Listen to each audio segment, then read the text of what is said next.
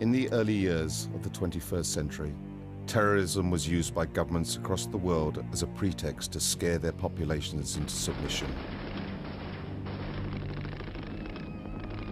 Life became a surveillance grid nightmare, with every individual's actions ruthlessly catalogued and recorded by the state. Secret arrests, checkpoints, and warrantless searches spread. The final incremental march of the police state culminating in open martial law. This is the story of how the elite sold their people into slavery and scared the once proud and brave people of the West into submitting to being cannon fodder in wars for world domination.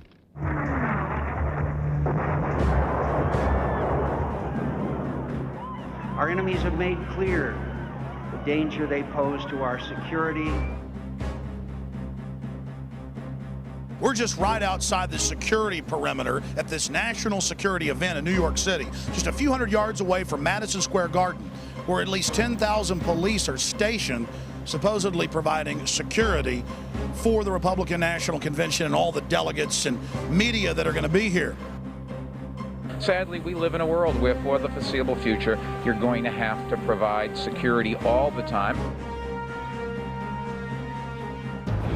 Who do you work for? Well, you need to tell us. I mean, this is a free country. Officer, can you tell me this guy's badge number? Secret police just covers his badge up. Secret police in America. This is what's called ambush journalism, and I disrespect you for that as well. So thank you and goodbye. The ritual? It's none of your damn business. We're also going to be talking to the protesters and finding out if the protesters are discussing real issues or if it's more of this phony left-right paradigm.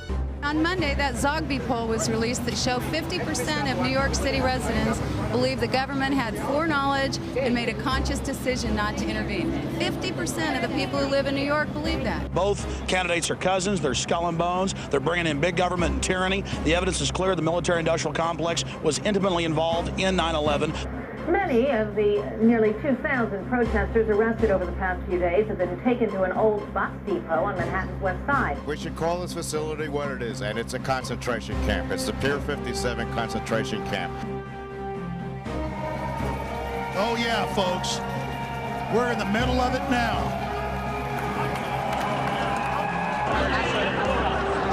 Stop exploiting the 9/11 tragedy! Ladies and gentlemen, here is your Fuji-sponsored surveillance blimp. Rollback of our civil liberties, just like them telling us we can't stand on the sidewalk here. Yeah, we can. We went to court and we can. The Republicans are here and taking advantage of the 3,000 people that died right behind me for their own selfish politics, and it's very sad. He is a man of perseverance. He is a man of inner strength. He is a leader who doesn't flinch, who doesn't waver, who does not back down. On September 11th, America was attacked. Suddenly, on September 12th, according to John Ashcroft and George Bush, 270 million Americans became the suspects. Hey, Michael, why don't you talk about NORAD standing down?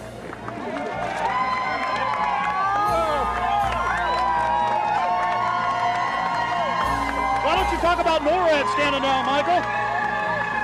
Why not the really hardcore 9/11 issues? My friends, this is totally surreal. I'm in the middle of police, machine guns, high-tech sound weapons that are being used in Iraq. And the would-be dictator is on the radio. I'm in the middle of New York City. It's a hellhole of surveillance and police state. And the Bill of Rights being torched, being destroyed. If you're here at 11:35, they will arrest you.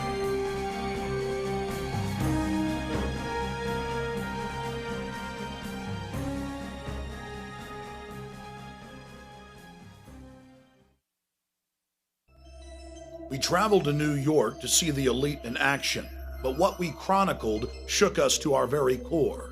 We were witnesses to the elite's ideology, to their mindset, their vision, their philosophy, and the martial law system that they are constructing, not just for the American people, but the population of the world. We're just right outside the security perimeter at this national security event in New York City, just a few hundred yards away from Madison Square Garden, where in just a few hours they'll be starting up the official coronation, Skull and Bones coronation part 2 for John Kerry's cousin, George W. Bush, right here in New York City. We'll chronicle the police state, the surveillance blimps, the sound wave cannons, and we'll discuss 9/11 with New Yorkers by traveling to Ground Zero and find out how many of them are questioning the official story that has holes in it that you can fly a 747 through. You were saying that a lot of people aren't on the street now. What percentage of New Yorkers have left town? Maybe about 50. 50% have left? Yeah. Are New Yorkers happy about the RNC coming to town? No, they don't. They're not happy? Sir, what percentage of New Yorkers like Bush and like the convention being here? I think about 10%. What does the other 90% think? They left city. Everybody here. Everybody's gone? How many, like 10% of the city's left? Half the city? What would you say is left? 80%. 80% is left? We'd been in New York about an hour before we were threatened with arrest for having our video cameras in the subway. Any one of them. May I ask you what you're doing, sir? Okay, will you tell me again so I know what to do? I'm not telling you what to do. No, ma'am. That's all I am telling you is that you got cops climbing out of... Okay, you have a convention and you have a terror alert in this city. Yeah. Okay. Well, I mean, tell me so I know what to do. I don't know what you should do. Have a nice time. Okay, you want 34th Street. Okay, any train here will take you to 34th Street.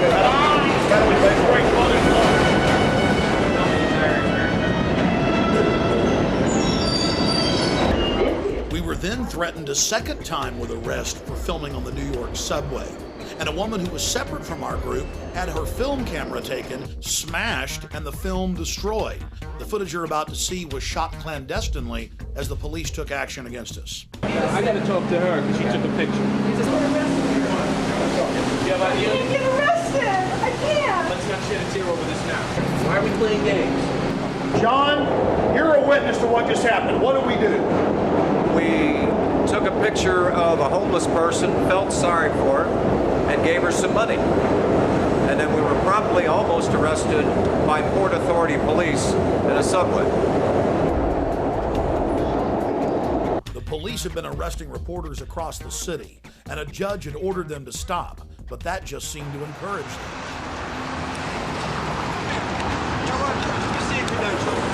Take him out. How about we go to whoever gave those to you and get them revoked? I just asked you to do me a favor and not tape over here. It's my fault, sir. I'm his boss. No. Listen, first of all, I'm talking. I don't need you to interrupt me while I'm talking. Yes, all right? Okay. And I just got finished telling him that I don't want him taping over here nicely to go over to the island. Were you here when I said that? No, I was. So why are you interrupting me now? I said it's my fault. How is it your fault if you're not here? All right? How about we just leave? We'll just. That would be a great idea. Okay. Why don't you leave? Okay. Did you get that? Oh yeah. I've almost been arrested 3 times every day, anywhere in the city videotaping anything. It is an absolute nightmare. Hey guys, get your cameras on. Yeah, what's going on? Okay, let me have my. Well, number one. Hey, we're allowed to be here. Folks, this is martial law. Sir, how many police were in New York? 40,000. That's a huge army. It is. I think we need more police. There's not enough police. Maybe we need 100 million police. How about 50 cops for every New Yorker? How's that sound? Oh, no, it's a little bit too outrageous.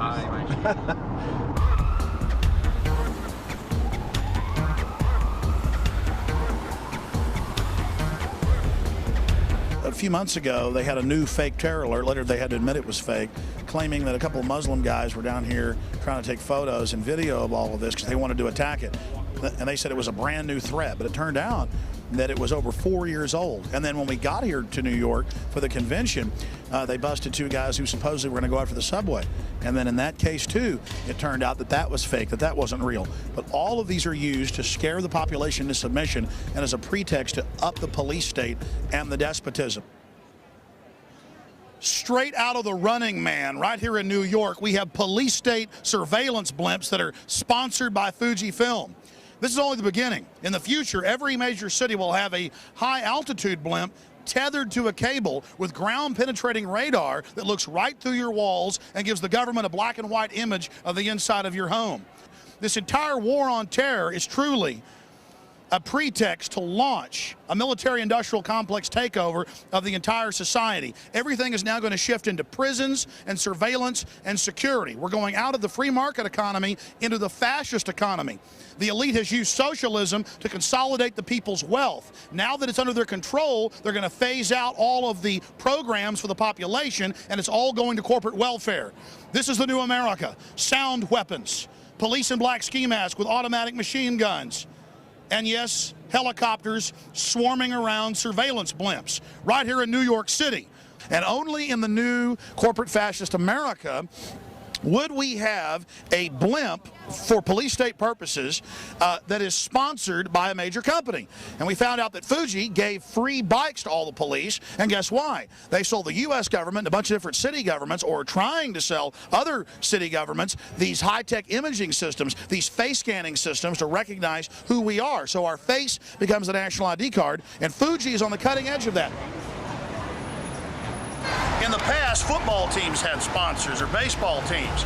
Then it was named stadiums after phone companies, Southwestern Bell, Nextel. Now we have the Fuji-sponsored NYPD blimp. Follow the blimp. The blimp just flew over. Yeah, follow that blimp. Don't lose it. They're using that blimp for surveillance. We always know where the protests are at. There it is, sir. Follow that blimp. No, Luis, what do you know I can say about it?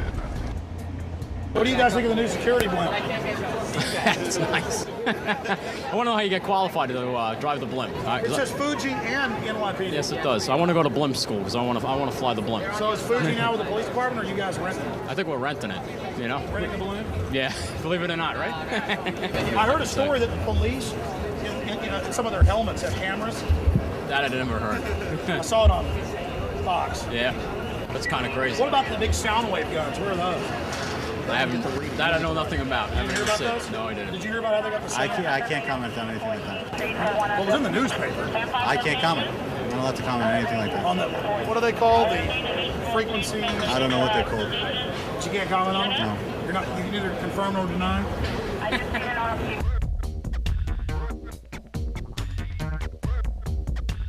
So it's going to be between 14th and 23rd Street, between 5th and 8th Avenue. It's going to be on 3 streets. We're trying to find out how many of these protesters actually know what they're talking about and know what real issues are. So we're going to now go down the road and get in front of the demonstration that's massing right now. Then it's going to march down towards Madison Square Garden. We'll be there covering it when they come marching in.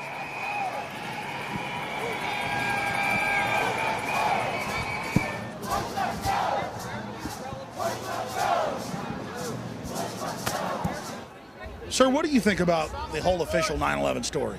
Our government appears to be to have had a lot of cooperation with the forces that caused it to happen.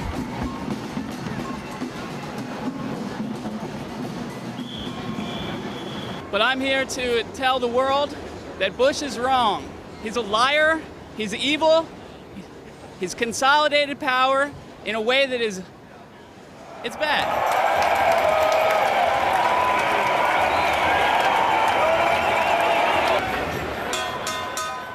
Now, as most of you know, we're not left-wing or right-wing. We're into freedom, the Bill of Rights, the Constitution. And whether it was Bill Clinton or George Bush, those freedoms are being destroyed. Under Bush, it's all accelerated.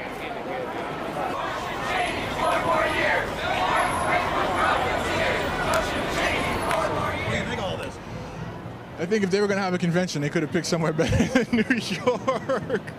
And it seems like Bush is trying to bind himself to the 9/11 tragedy. Do you have any comments on that?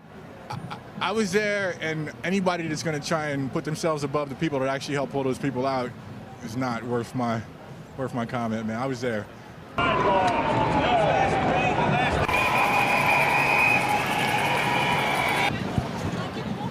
How's the convention going? Convention's going good, no problems. Everything's good. I heard some anarchists, though, were burning a dragon or a paper dragon.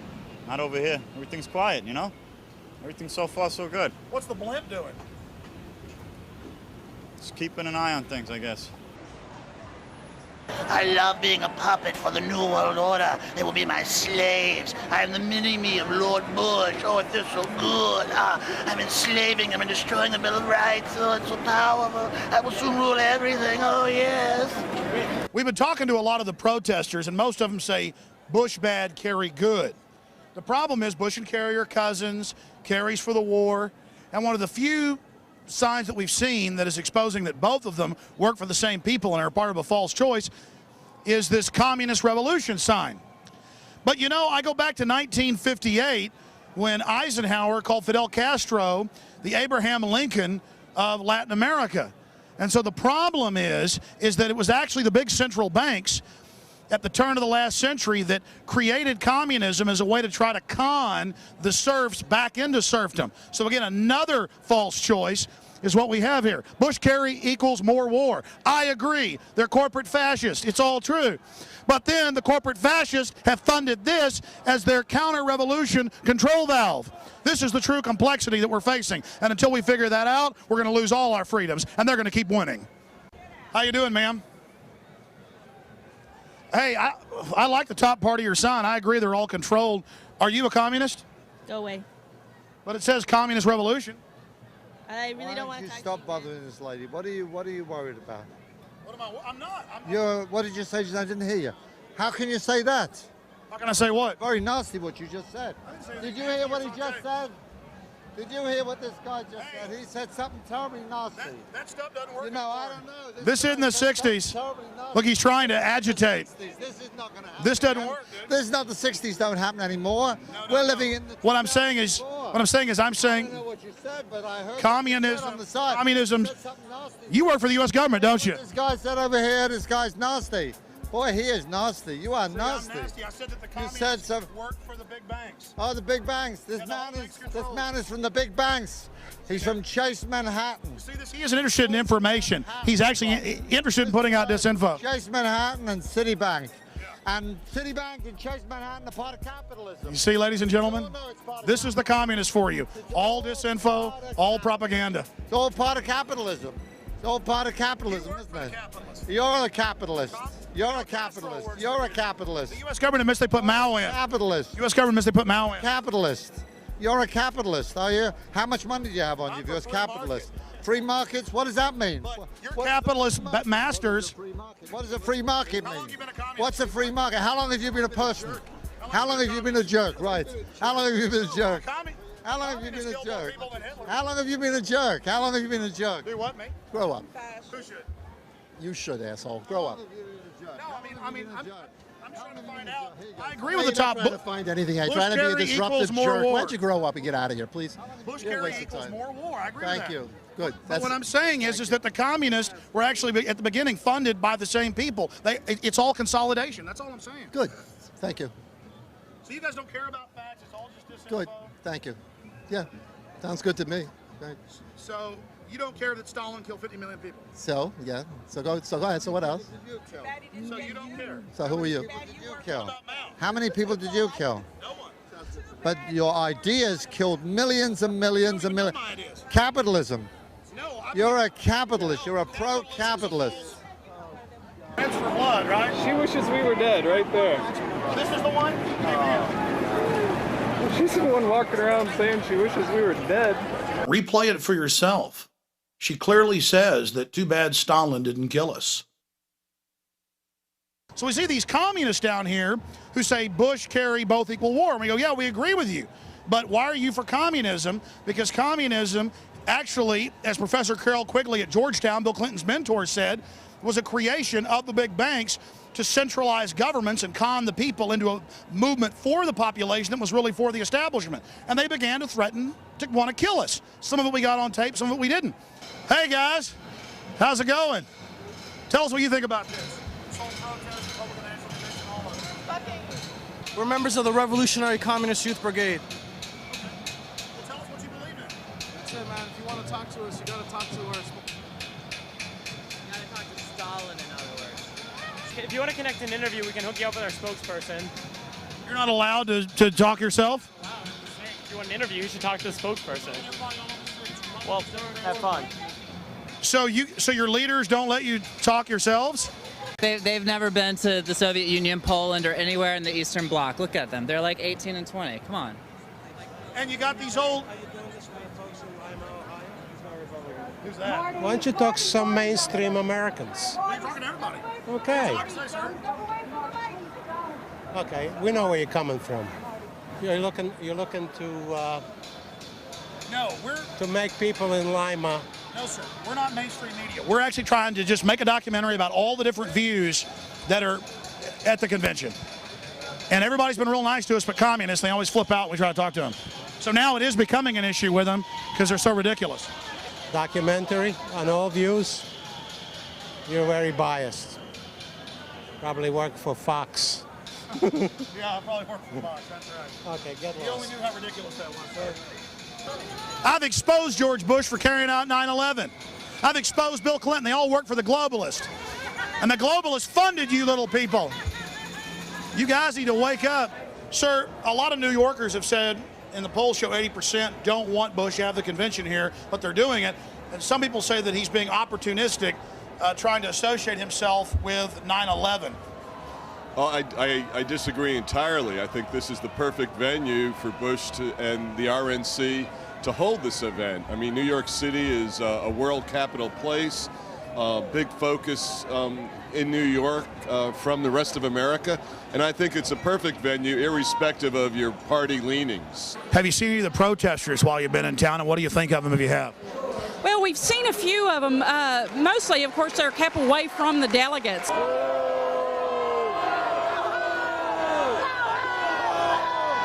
But to me, they're not New Yorkers. There's people that have come in and are trying to make New Yorkers look bad.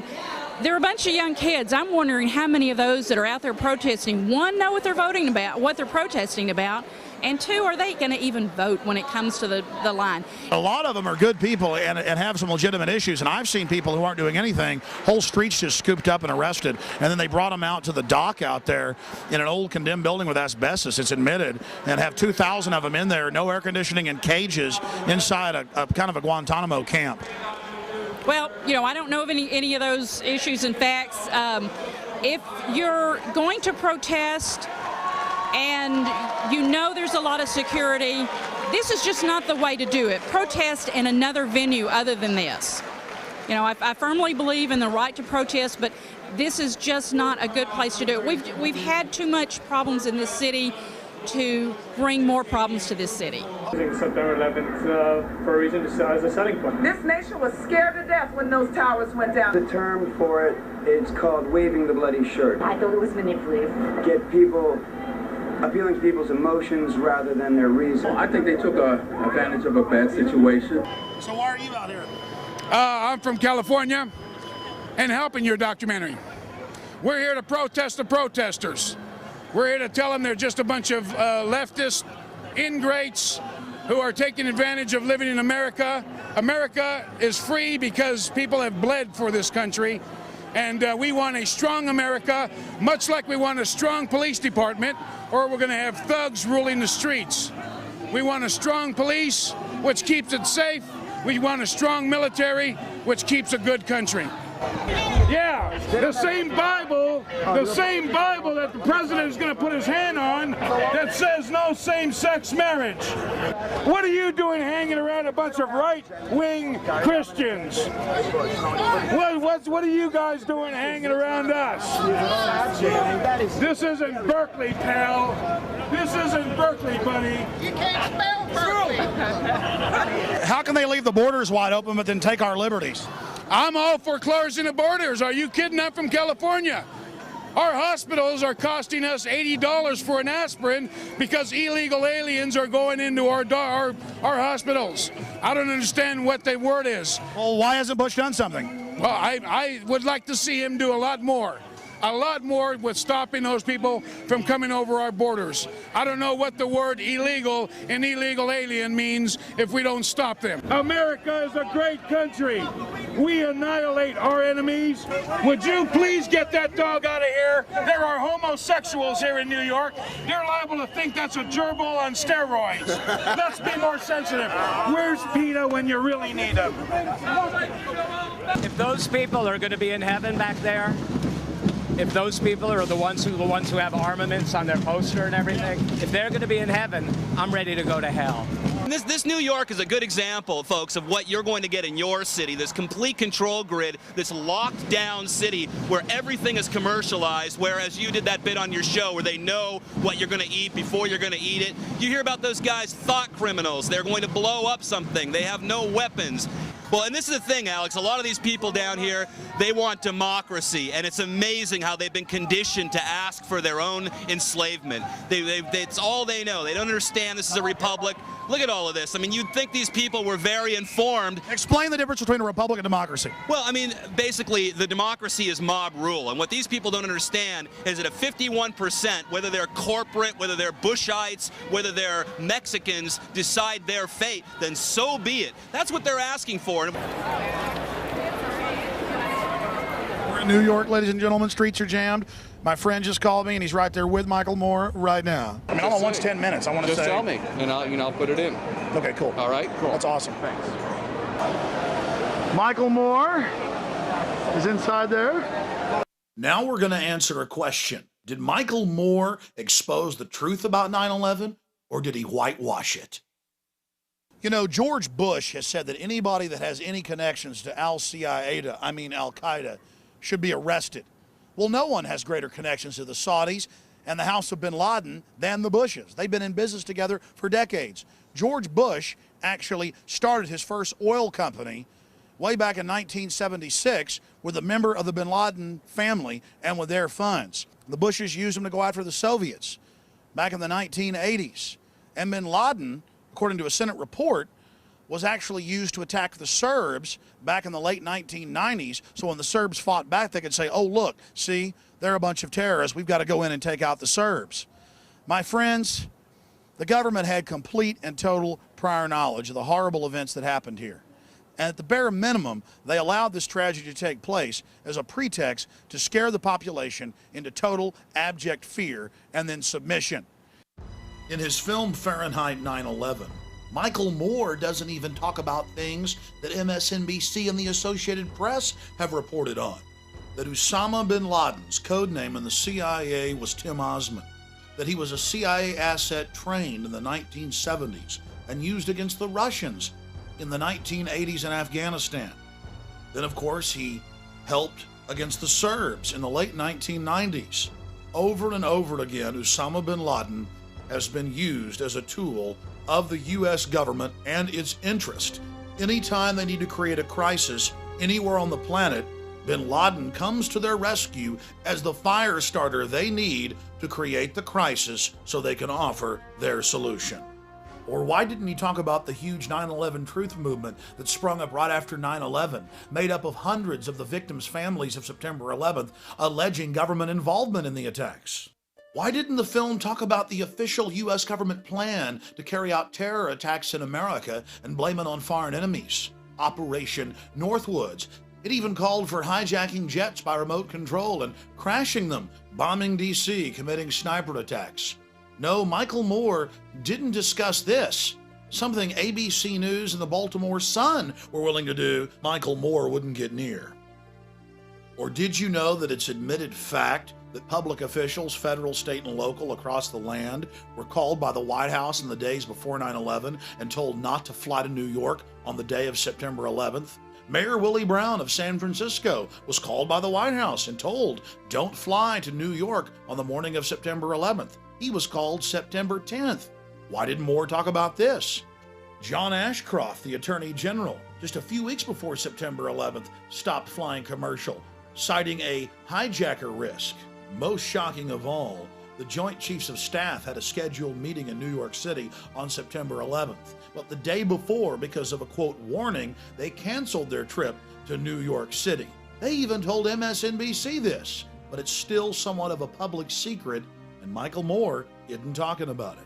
Author Salman Rushdie was warned by the FAA not to fly to New York on the morning of September 11th as well. It was reported by the Times of London. We have the San Francisco Chronicle, MSNBC, the Associated Press reporting all of this. But still, the average American has been kept in the dark because it's never made the nightly news, and it's certainly never been talked about by Michael Moore. And there was no mention of the fact that NORAD stood down for the first time in its 50-year history. To their credit, something that Michael Moore and the mainstream media did get right was that in the 3 days after September 11, 2001, over 160 members of Osama bin Laden's family were flown out of the country to Saudi Arabia. This at a time when all commercial and private air traffic was grounded by the Pentagon. But that wasn't the only airlift. Seymour Hersh first broke the story at the New Yorker magazine about the airlift of evil. It was then picked up by major publications, but, well, forgotten into the memory hole. At the end of the 3-week-long Afghan war in Afghanistan, 8,000 Taliban and al-Qaeda leaders were loaded on U.S. government C-130s and flown out to Pakistan to safety. It had been their job to stir up the phony crisis in Afghanistan and then give George W. the fake victory. You see, it was a staged war. And this is one of the other big smoking guns of 9/11 government involvement that we're all supposed to forget about. Oh, the government admits they flew him out to safety, but Fox News said it was an accident. Yes, 8,000 Taliban and al-Qaeda cream the leaders being flown out to safety. And top generals were told to release Taliban generals. They were told, let them go. And some of the generals got angry and went public. The FBI has gone public, as well as the CIA. They've even leaked the orders, like W199I, where George Bush ordered them to back off Osama bin Laden and his family. In fact, they even fired some agents that refused to follow their orders. There were red flags everywhere. Everyone knew that the attack was coming. That's why so many public officials didn't go to New York. But months before, there was the Bush administration frustrating the investigations, ordering the agents off the cases, ensuring that the attacks would go forward.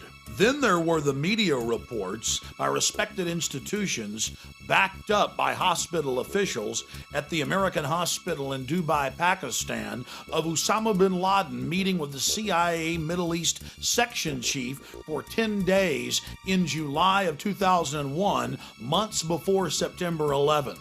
The question is, what was the CIA doing meeting with Osama bin Laden? Getting their story straight? Well, look, 2.5 years ago, I said that Bush was in business with the bin Ladens. Now, FBI agents have gone on C-SPAN and said it. Okay? I mean, it was in the Miami newspapers that they were flying the bin Ladens out. And I'd read it on my radio show, and people call it a conspiracy. It was in the Miami newspapers 2 days after 9/11. They got photos of them flying the bin Ladens out of the country when you and I were not allowed to fly.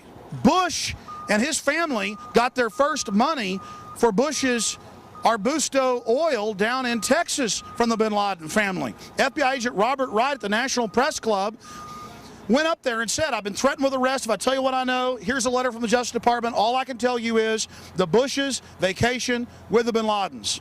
How many of you know that the supposed hijackers, it turned out 7 of them are still alive? That's the BBC. So there we were in New York just wanting to talk to Michael Moore and ask him, why didn't you talk about these really important issues, these central issues?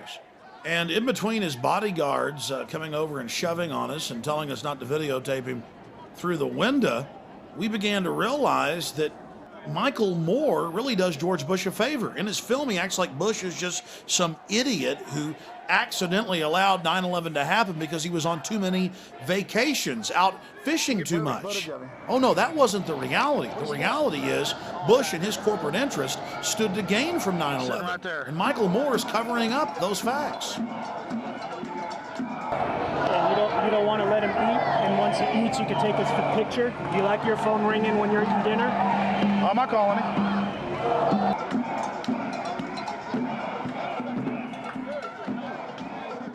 reality, Mr. Moore had just completed his photo op for just a few minutes marching at the head of the parade with other genuine establishment libs like Jesse Jackson.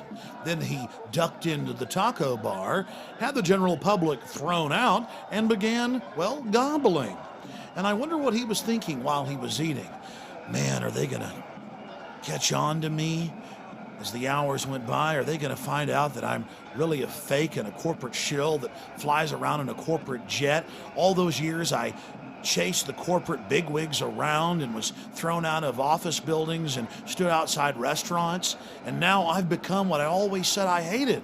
Or maybe I was always what I claimed I hated. Yes, Mr. Moore, we have nothing against you, but you made a film where you claim that you exposed George Bush. You gave him aid and comfort. You covered up the reality of premeditated involvement in 9/11 and played into that popular little folky image of Bush the idiot elf. Bush is a puppet for a hardcore global crime syndicate setting up a world government and turning America into a high-tech police state. But I guess though it won't matter to people like you. You'll have a fake war to fight, while all the time you're truly covering up the real political paradigm. Big paper and all, like Norwegian business there. Did he already sneak out? He's not. Out that way? He's gone. How many bodyguards does Michael Moore have? I can tell you. Hey, Michael, why don't you talk about NORAD standing down?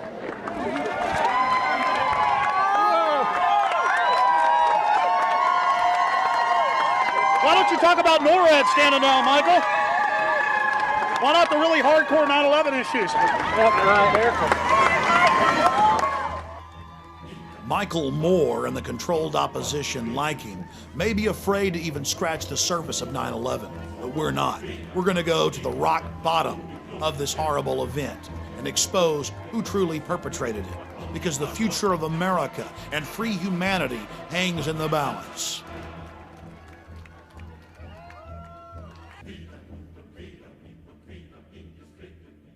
My name's Greg Palast. I report for BBC Television. I was a writer for the Guardian newspapers, the main paper of Europe. The way they're covering protests here, let's see, there was a picture in the New York Times, a scantily clad woman who was listed as a young communist poet. And let's see, there was a AIDS protester, who looks scary and spooky and is about to infect the rest of America shown. But you don't have what we're literally hundreds of thousands of average people just saying, we're fed up and we dissent and we don't like what's going on. Why don't you listen to us? That's what people are saying. Listen to us. We have a very interesting summer camp here in New York, 2,000 people locked up in a condemned building out on the pier. While the police say they've arrested 300, there are 2,000 being detained. What we see in Baghdad becomes in New York this week, Baghdad Light. So instead of heavy tortured shackles, you have plastic handcuffs, but it still has the same purpose: keep the population in line. This is not the United States of America that we pledged allegiance to as little kids. We were very proud of the First Amendment, and you could dissent in the USA, and now suddenly dissent is becoming, they're labeling dissent as unpatriotic. We're in New York City, right here on the Hudson River. And this condemned former bus station where they stored the buses is being used to hold over 2,000 protesters. And they admit that they randomly set up fences and scoop up whole crowds of people and then take them here. And for over 3 days, they've not let people talk to lawyers, call out, talk to their families. Some have been released. Some have gone to the hospital with rashes over their entire bodies. This building is condemned. The city admits it. The bus union wouldn't allow them to use it years ago, so they turned it into an emergency police facility. It's full of asbestos, chemicals, oils from decades and decades and decades in this 70-year-old building, and the average stay for someone scooped up in there is over 24 hours. The city even admits that. Many of the nearly 2,000 protesters arrested over the past few days have been taken to an old bus depot on Manhattan's West Side. But now the use of Pier 57 as a temporary holding facility is stirring up some controversy of its own.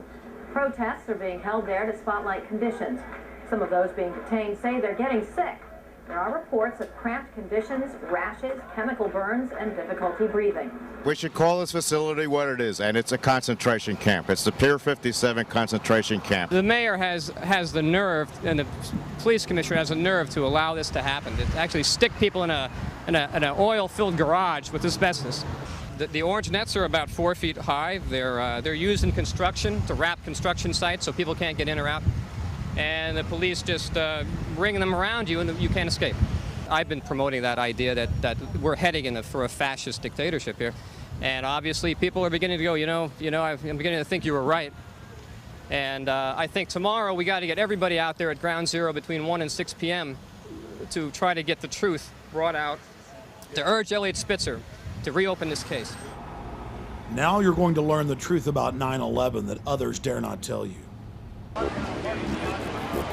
We're here at Ground Zero and a big protest is gathering and preparing to march across town. And behind us you can see the militarized police are massing for a response if there's any type of problems that develop.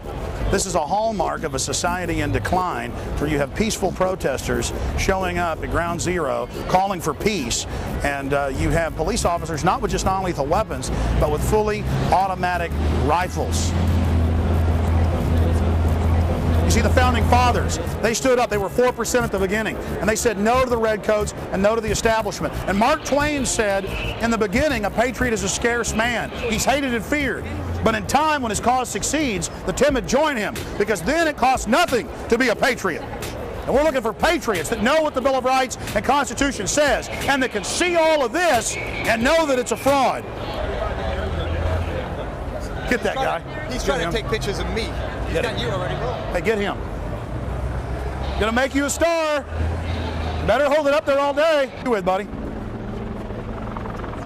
a nice day. Huh? Have a nice day. No, seriously. I have a job to do. You're going to interfere with my job, then we're going to be in problems. Hey, okay? really, sir, you shouldn't touch me. You need to identify yourself. You know in the state of New York that's assault, what you just did.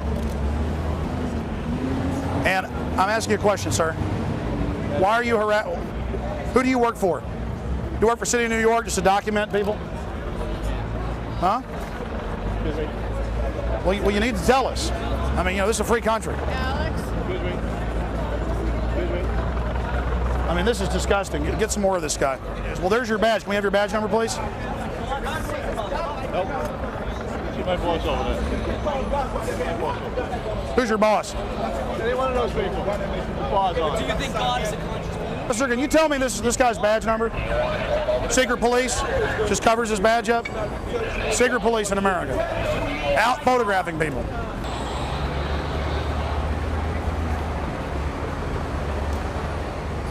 That's the shot. That's the shot right there. Get it. There he is. Get it. Infowars.com. See yourselves. You're going to look good. Everywhere we traveled in New York, secret police videotaped and took photographs of us. But it wasn't just our crew. It was the mainstream media and the general public at large that were being photographed. But the worst area of all was Ground Zero, where the police took photographs of protesters and attempted to intimidate them as well. The police photographing the citizens is bad enough, but across the country we've caught the military photographing the public, as well as working with the police at football and baseball games, searching people's goods. Why in Alabama, the Alabama Defense Force comes out, forms cordons around whole cities during different festivals, and searches every man, woman, and child, training them how to live in a high-tech police state. And now our police themselves are beginning to turn into the military. And guess what the military does? They fight an enemy. They are set up to kill people and break things.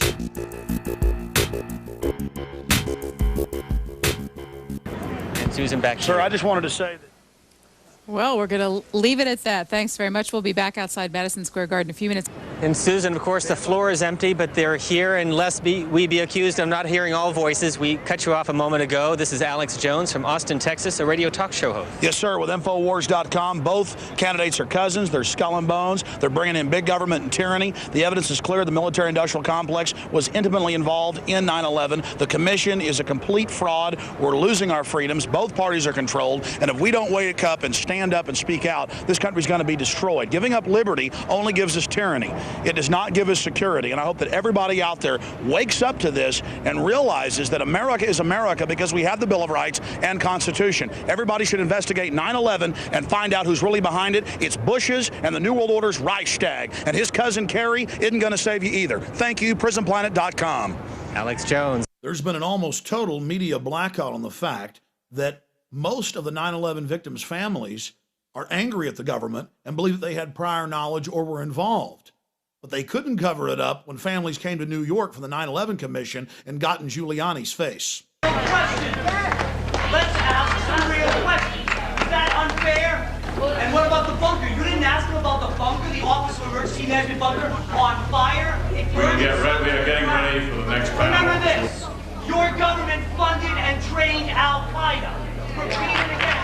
Your government was funded and trained Al-Qaeda. 3,000 people murdered does not mean leadership. Thank you It means a vacuum very of much for leadership. your Let us help, your ask leadership, real questions. and your cooperation. Here's another thing the media continually buries. Giuliani got rid of all the evidence, all the steel from the Twin Towers. He immediately shipped it off. Giuliani's a former U.S. prosecutor. He knows a thing about keeping the evidence in a crime scene. And Giuliani suddenly got rid of every piece of evidence. He melted down all the steel, and the media didn't report it. That's not interesting. The families had to go testify to Congress to say, FEMA, you got to stop Giuliani from doing this. They tried to get Congress to stop Giuliani, and Giuliani said, oh, I didn't know anybody wanted me to keep any of the evidence. Well, my simple message is this. Again, Americans, wake up. You know your media lies to you every day. Your government has on record for hundreds of years lying to you every day. That's all I ask. Wake up, pay a little more attention, and don't believe anything you read in the papers. How many times have we caught them lying to us? Yeah, how many? Well, they just closed the Office of Disinformation, didn't they? Why isn't that Zogby poll headline news today? Yeah, why isn't that Zogby poll headline news? It should be. Because every media in the country got it. Zogby sent it out to everyone. What are you going to do when 92% think like us? Well, why isn't the media talking about that? That's a big deal that a majority of New Yorkers believe what we believe in the new major Zogby poll. Why isn't that a major issue? And what is the establishment going to do when everybody thinks like we do? And on Monday, that Zogby poll was released that showed 50% of New York City residents believe the government had foreknowledge and made a conscious decision not to intervene. 50% of the people who live in New York believe that. Well, it's time for a serious investigation. Then CNN conducted its own poll on Anderson Cooper's program 360. After an hour-long show where he and others demonized members of the 9/11 skeptics movement, they conducted their own poll, and an amazing 90% of respondents out of over 7,000 believe that there was a U.S. government cover-up. All of the people involved in the cover-up of September 11th have gotten wealthy off of it or gotten even richer.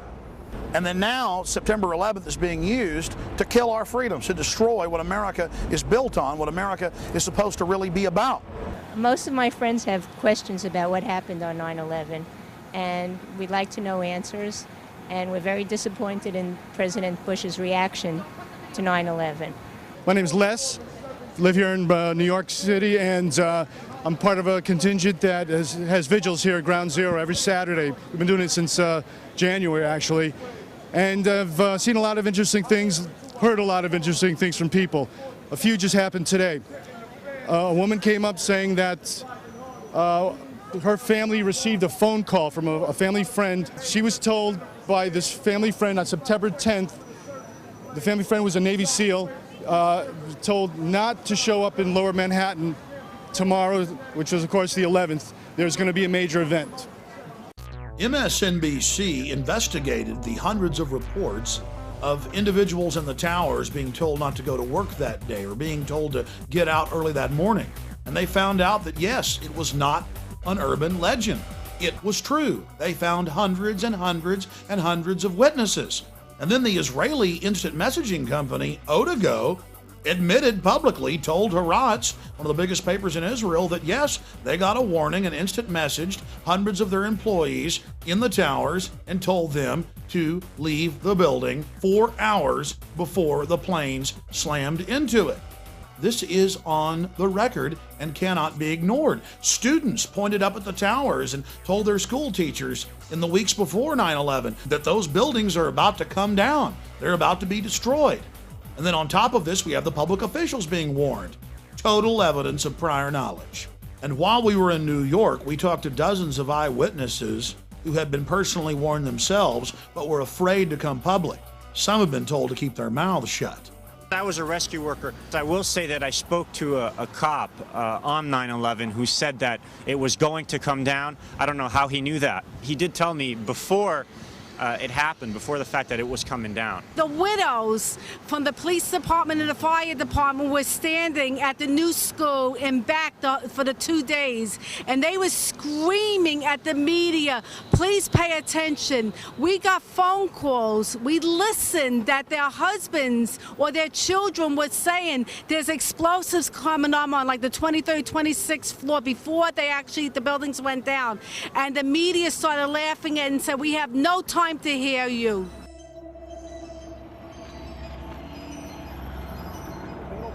Larry Silverstein originally owned Building 7, and a few months before 9/11, he bought the entire complex, all 7 of the buildings, and then he took out a record insurance policy on them. Building 7 and what happened to it is so important because the official story is 2 jets flew into the buildings, we all agree on that, and that their jet fuel caused the steel to melt and caused them to collapse.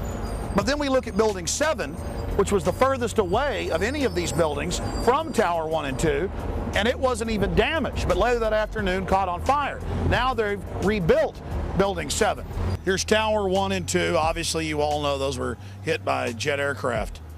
And then we have Building 7, the furthest away from all the other buildings. Building 7 was 47 stories tall. Building 7 was not hit by an aircraft. Building 7 did not catch fire from these buildings. But later in the afternoon, mysteriously, it caught on fire.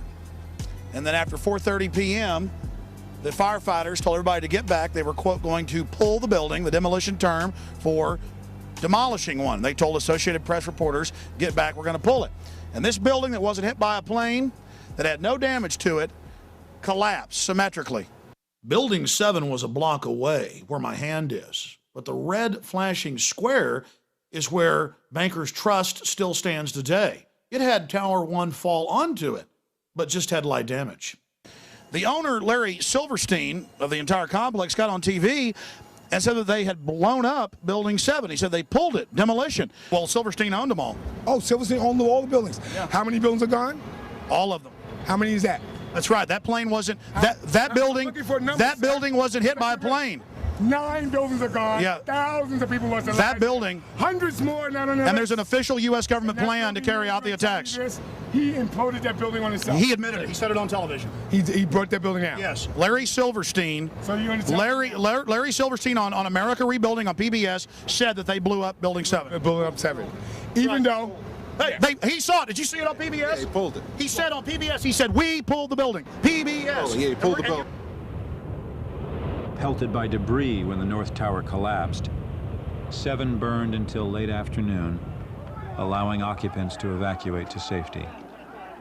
I remember getting a call from the fire department commander telling me that they were not sure they were going to be able to contain the fire. And I said, you know, we've had such terrible loss of life. Maybe the smartest thing to do is pull it. And they made that decision to pull, and then we watched the building collapse.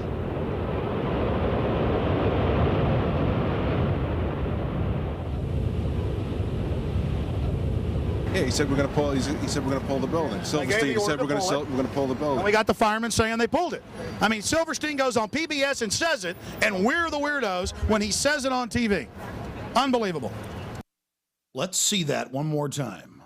Maybe the smartest thing to do is pull it. And they made that decision to pull, and then we watched the building collapse. It takes demolition experts weeks to prepare for the destruction of a building. How do they do it on 9/11 in just a few hours? In the tragic days after 9/11, many prominent engineers across the world went public and said there's no way that fire destroyed any of those buildings. It's never happened to a modern building. Buildings have burned for 6-7 days before and it hasn't happened.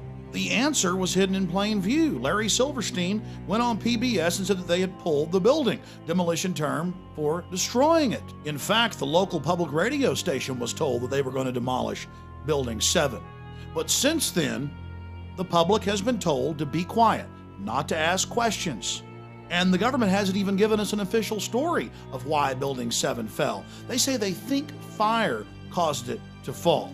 And in case you're wondering what pull it means, here's another example, where they again use the term pull it to mean controlled demolition of buildings. Months after 9/11, the remains of 4, 5, and 6 were destroyed. Here's a clip from the same PBS documentary, where the head of engineering for the city of New York describes pull it as a controlled demolition. By mid-December, the Department of Design and Construction had leveled World Trade Center buildings 4 and 5. Hello? Oh, we're getting ready to pull Building 6. We have to be very careful how we demolish Building 6.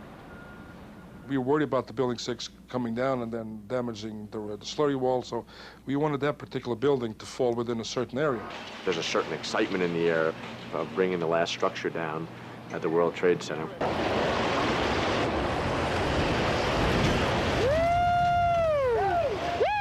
Seconds after 7 collapsed, this is what Dan Rather had to say about it. Large building, in most other cities would be one of the largest buildings in town probably. Trade Center Building 7 has collapsed. Now here we're going to show you a videotape of the collapse itself. Describe that. Now we go to videotape the collapse of this building.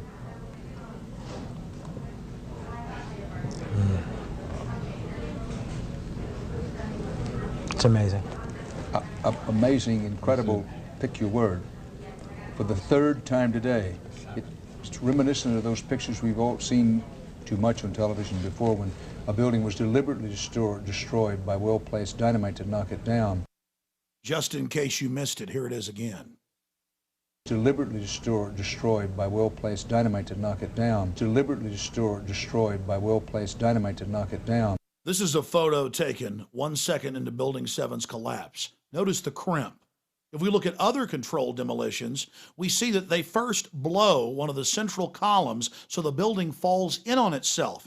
If you don't do this, the building falls outward and has a wider collapse radius and can damage surrounding structures. This was not the case with Building 7. Building 7 had a classic crimp or wedge. Its central column was blown out first, so it didn't structurally damage buildings just a few feet away from it. Building 7, while I was listening to live feed from our local public radio station later in the afternoon, they talked about Building 7. Building 7 was fine. There was no airplane that hit it. And then they even began to ruminate on the air about demolishing the building. I said, well, I don't know. I mean, you can put out fires. You know, why would you talk about demolishing a building that, you know, it wasn't hit by anything? You know, the fires weren't bad or anything like that.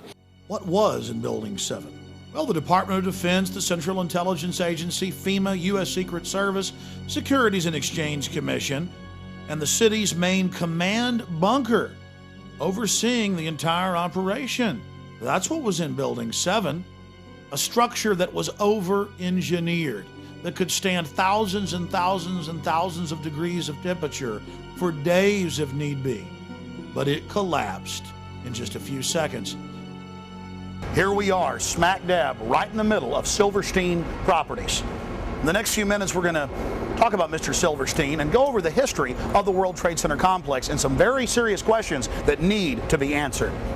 You know, it's interesting to note that Larry Silverstein bought this building many, many years ago. This was the only building he bought in the complex, but 2 months before 9/11, he bought the entire complex all 7 buildings and took out a record insurance policy on them for over $3 billion, which he's now been paid. In fact, he tried to get even more. He wanted $7 billion on an original $200 million investment that they made on the entire complex when he leased the whole structure. Mr. Silverstein did quite nicely in his investment. Also, Mr. Silverstein, quote, with a shadowy group of investors, according to the Chicago Tribune, just bought the Sears Tower, one of the next big targets the government's been saying. We hope and pray that nothing ever bad happens, and that's why we're here exposing who may have motives in not stopping further events. The command center for Rudolph Giuliani was in this building. Rudolph Giuliani had his command bunker in this structure, and so did the CIA. It wasn't just the city of New York. The CIA, the FBI were all based in this building.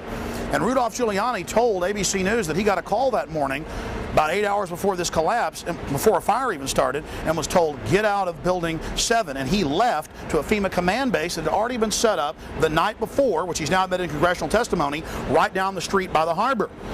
A lot of interesting timing. And since 9/11, Giuliani's gone into the terror fighting business, and he's made hundreds of millions of dollars with Giuliani and Associates. Interesting. And then, of course, we have George Bush's youngest brother, Marvin Bush, running security on the complex.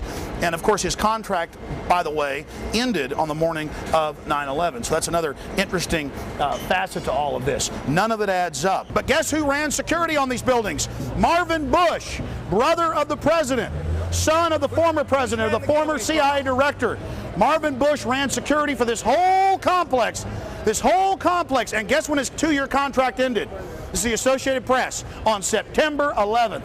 And where did the media pick up on this story? From Barbara Bush's own memoir, Reflections. She wrote about it in the book. Then you have the firefighters telling Associated Press reporters to get back, to get away from the building, that Building 7 was about to come down. And then it magically did come down. And then the University of New York and the U.S. Geological Survey, federal and state, both seismographs picked up explosions going off, the classical pattern of a controlled demolition. He said that they made the decision on the afternoon of 9/11 to go ahead and pull or demolish Building 7, and that they gave the order and watched the building go down. Building 7 is further away from the towers and was not hit by planes. It's further away from the towers than buildings right across the street like the Millennium Hilton and others. So if your building's owned by Larry Silverstein, it collapses because he's got a big fat insurance policy.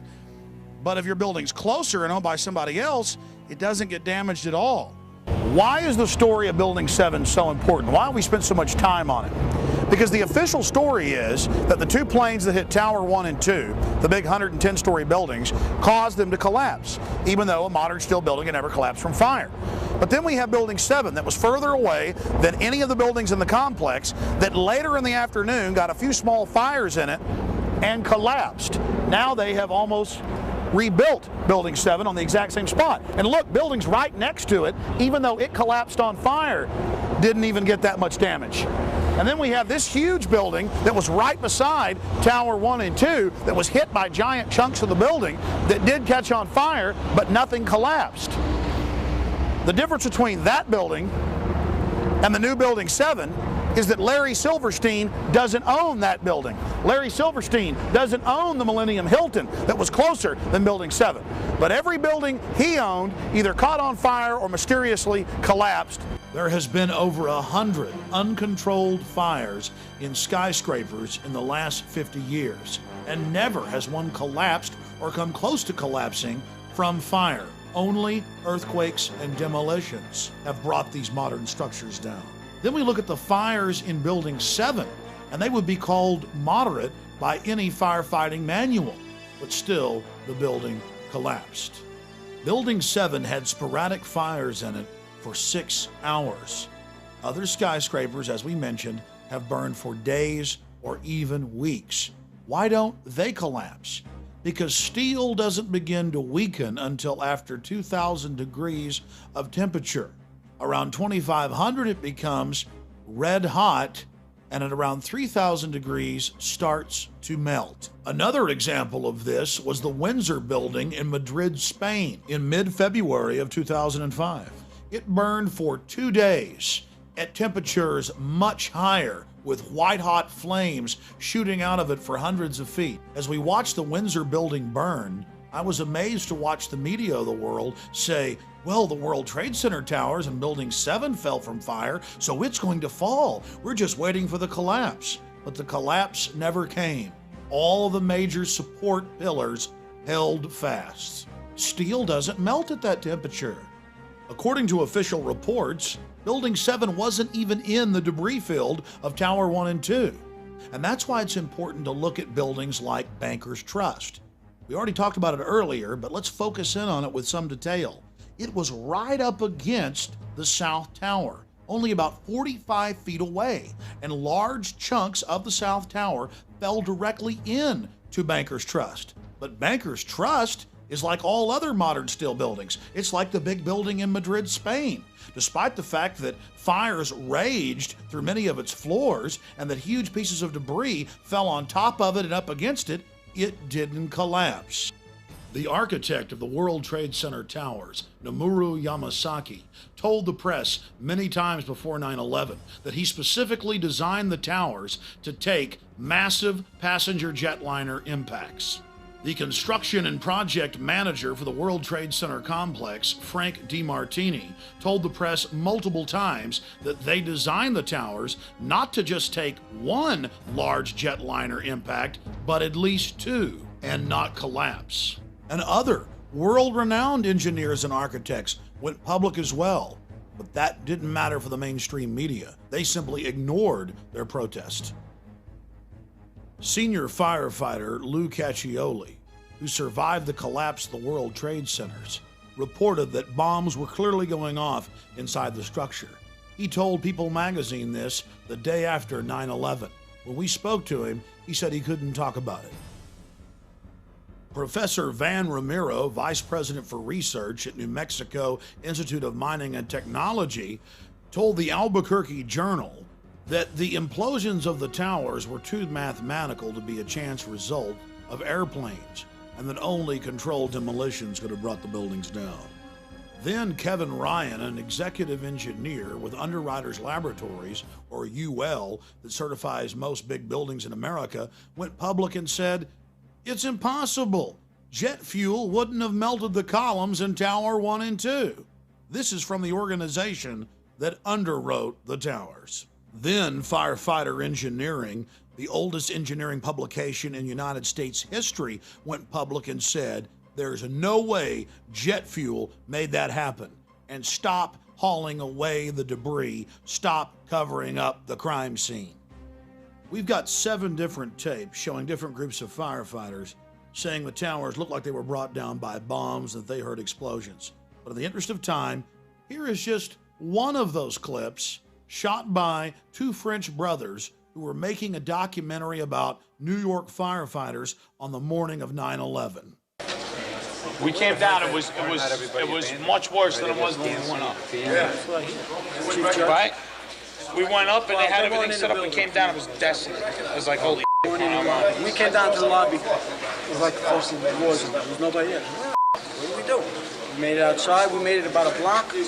We made it at least 2 blocks and we started running. Floor by floor instead of popping out. It was like, it was if they had detonated. Yeah, if they were planned to take down a building. Boom, boom, boom, boom, boom, boom, boom. NBC's Pat Dawson is close to the scene of that attack. Pat? Pat, Matt, can you hear me? if we are, yes, I can, Matt.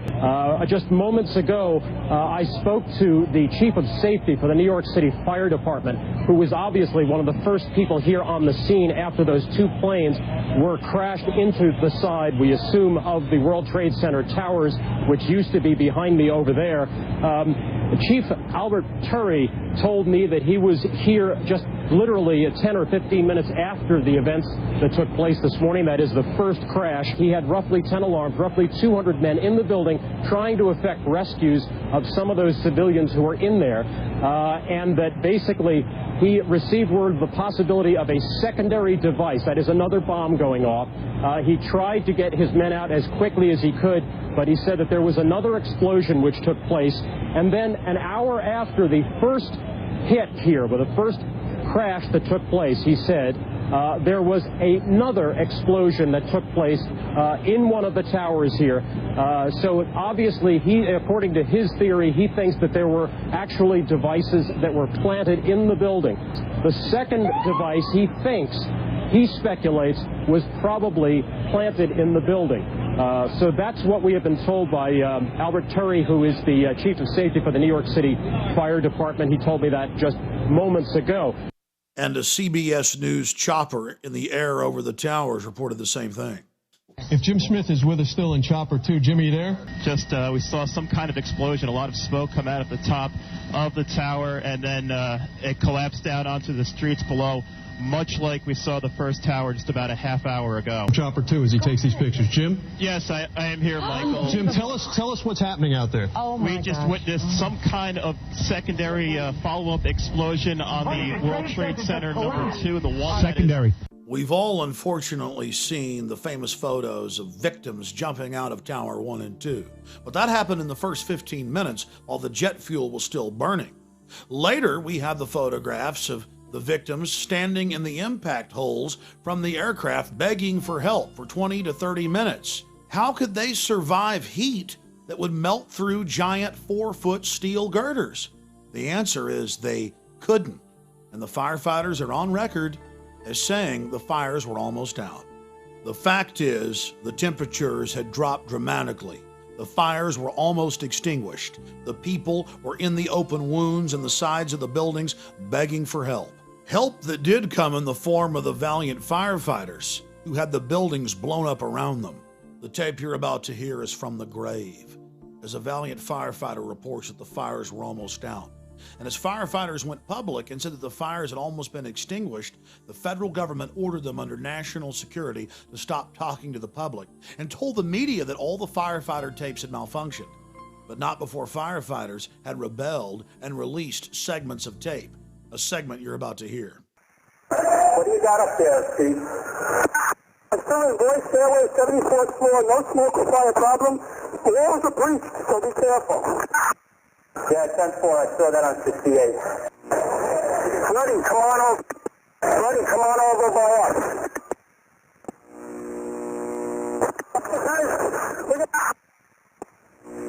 Hey, Ryder, 415. We got twins, isolated pockets of fire. We should be able to knock it down with 2 lines. Where you know that? 78th floor, numerous 1045 cold horns. What scared you in, Mario? Seconds before the towers collapsed, blast points could be seen springing up down the sides of the buildings from the top down. Within days of 9/11, Bush and his minions began grandstanding at Ground Zero, telling us, "Give up your liberties and we'll protect you. Go along with our invasion of the world and everything will be okay." Then there were all the pre-9/11 warnings from the French, the British, the Egyptians, the Italians, the Russians, the Israelis, the Indians. The list goes on and on, but Condoleezza Rice and George Bush told us they'd never heard of such a plan of al-CIA to fly hijacked jets into the World Trade Center and Pentagon. It didn't matter if CNN had reported on it back in 1995. Even the Taliban, 2 months before 9/11, said, "Stop Osama, he's about to attack you." What they didn't know is he was working for Mr. Bush. I want to add that, the president knew about a month in advance before we were attacked here in New York. He got the memo. Yeah, he didn't do anything about it. And we all know that. Now he's here in New York in the convention, and he's going to be applauded by, thousands and thousands of people. This is ridiculous. Howard Dean recently seemed to muse aloud whether you had advanced knowledge of 9/11. Do you agree or disagree with the RNC that this kind of rhetoric borders on political hate speech? Yeah. Look, there's time for politics. And, it's time for politics. And, it's an absurd insinuation. In that case, sir, can I follow up on something unrelated? Let's talk about motives. The Project for New American Century, founded back in 1996 by 25 neocons, Dick Cheney, Jeb Bush, Paul Wolfowitz, all of these people said on their own website, in publications, we need, quote, helpful Pearl Harbor events. I don't think Pearl Harbor was helpful, but we need a terrorist attack on the order of Pearl Harbor to get the American people behind a war. The globalists took a baseball bat, and we're a beehive. America's a beehive, you know, the sleeping giant. And they took that baseball bat, and they went, ooh, terrorists got you, bam! Hey, bees, the terrorist over there, go get our oil for us. And we all came out of the hive. And now we kind of settled back down, so they keep waving the bat going, well, I don't want to hurt our bees too bad, but we may have to whack them again to get them behind what we're doing. All right, terrorists going to get you. Terrorists going to get you. Give up your rights to us. How many of you know that NORAD stood down for over an hour and 25 minutes, but if your Cessna gets off course for 5 minutes, they're going to launch F-16s on you? Remember Payne Stewart, the golfer? 15 minutes after his jet got off track, they had F-16s all around him. But on 9/11, in the most controlled airspace in the world, they could do nothing about 4 jets. But it gets worse. Guess why NORAD stood down? The average people in the military are good folks. They were told it was a drill, because the Associated Press reported, and the CIA's own website admits, that on the morning of 9/11, the CIA was running a drill of flying hijacked jets into the World Trade Center and Pentagon. It was just a coincidence. At 8:30 in the morning, there was a drill of the exact same thing happening, and so NORAD stood down. Anybody know what problem, reaction, solution is? Create a crisis to scare the people into submission. They're begging for help, and then you take their rights. Does anybody know what Hitler did? Right after he got elected, he firebombed his own Reichstag building. And then he said the communists did it. And they had a mass wave of arrest and took people's rights and set up Reich Security, or Homeland Security. The North American Aerospace Defense Command is charged with defending North America's airspace. On the morning of September 11, 2001, Vice President Dick Cheney was in control of NORAD. This was the first time in U.S. history that a president or vice president was in direct control of the military agency. NORAD was founded in 1957, and generals always had the power to shoot down or intercept hijacked aircraft. But on June 1st, 2001, just 3 months before 9/11, Dick Cheney ordered Donald Rumsfeld to allow him to take control of NORAD itself and the shoot-down procedure, and remove that power from the generals so they could do nothing. Here is a copy of the memorandum from Rumsfeld to the Joint Chiefs, telling them they no longer have any authority. An Associated Press article in August of 2002 reported that the CIA just so happened to be running a drill on the morning of 9/11 of flying jets in the World Trade Center and Pentagon. Then senior FAA officials ordered air traffic controllers to shred the tapes from 9/11 in violation of federal law. AP learned of the drills because at a Homeland Security function after 9/11, they bragged about it. Oh, we had foresight. We were running drills that very morning. Then USA Today reported that drills held weeks before 9/11 included targets that were the Pentagon and World Trade Center. Don't just look at me. Take the damn paper, read it, get informed. We were undefended on 9/11. They're still in power. They're sitting there eating filet mignon. People are losing their jobs every day. We've got a bullshit war in Iraq. Who took responsibility for 9/11? Well, shouldn't we reward them for doing a bad job? I mean, that... Yeah, we should reward them. Bushes, we should thank him for the job he did. The way you reward traitors is how we should reward. But he says he's done a great job, and what he says, I know what he did. Dick Cheney ran and hid in a hole in Nebraska. I get fired if I make a typo in a letter, okay? I get fired for that. Instead, we've still got Rumsfeld, we've got Condoleezza Rice, we've got Dick Cheney, we've got all the same criminals. They're criminals because they allowed this to happen. 4 planes in 2 hours. How can that be? Only 14 planes guarding the entire East Coast. I say bullshit. Complete bullshit. We know this is the greatest country on earth. We have the biggest military on the planet. How can it be 4 planes in 2 hours? Do the math. One of the biggest holes in their argument is the fact that they never heard of a plan to fly hijacked jets into landmarks on the East Coast. We're going to take a closer look tonight at another example of where, despite the conventional wisdom, there were people in the United States who actually were preparing to defend against the kind of attacks which occurred here on 9/11. The North American Aerospace Defense Command, NORAD for short, has been defending the skies over the U.S. and Canada for almost 50 years, 46 to be precise. USA Today reports that in the 2 years before the attacks on September the 11th, NORAD conducted exercises using hijacked airliners as weapons. And one target was the World Trade Center. We knew he hated us. But there was nobody in our government, at least, and I don't think the prior government, that could envision flying airplanes into buildings on such a massive scale. But that turns out not to be true. U.S. military planners did envision and practice those very scenarios. As reported by USA Today, the North American Aerospace Defense Command, NORAD, conducted exercises with fighter jets, simulating hijacked planes flown into the World Trade Center in the 2 years before the attacks. And so then I saw Condoleezza Rice get up on TV and say, we had never thought, we had never heard. Why, that's a ridiculous conspiracy theory to say that. Pentagon planners also envisioned the attack on the Pentagon 5 months before it happened. The Pentagon had a drill in November of 2000 simulating a hijacked jet being flown to the Pentagon. So between all the drills before 9/11 and the drill in the morning of 9/11, air traffic controllers thought that it was a simulation. Hijacked aircraft headed towards New York. Is this real world or exercise? No, this is not an exercise manifest. And now respected rescue workers who worked the World Trade Center site say that they found 3 of the 4 data recorders and were ordered to load them on FBI vehicles and keep their mouths shut. Why would the feds want to cover up what was on those recorders? Thousands of years ago, when a crime was committed in Rome, the judges would ask one question, qui bono, or who stands to gain, who profits? And when we look at 9/11, the answer is clear. Let's look at what the Bush family was doing in the days before 9/11 and on 9/11, and it's quite revealing. Marvin Bush was in New York City running security for the World Trade Center complex. Former President Bush was in D.C. at the Ritz-Carlton for a Carlyle Group function, sitting at the head table with the head of the bin Laden family. 2 days before 9/11, Governor of Florida, Jeb Bush, declared unprecedented martial law in Florida. He didn't make the announcement until September 11th.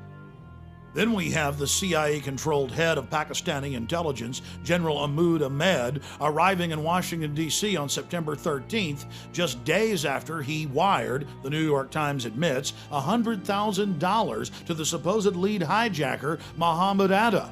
For the week he was here, preceding 9/11, he met with CIA Director George Tenet, the heads of the House and Senate Intelligence Committees, Porter Goss and Senator Graham.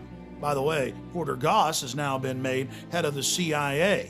On the morning of 9/11, he was actually having breakfast with Senator Bob Graham and Porter Goss. What is the money man behind Mohammed Atta doing meeting with all the intelligence heads? In the days after 9/11, the public was told that we were going to be able to catch whoever was behind September 11th because they had engaged in record put options against American and United Airlines. But when the money trail led back to CIA-controlled companies headed up by people like Buzzy Krongard, number 3 at the CIA, the story was dropped like a hot potato. But that doesn't stop Buzzy from still going public and defending people like Osama bin Laden. He's told the Times of London and many other publications that we should just leave Osama bin Laden alone. Let him go free, that we've got a problem if we want to capture him.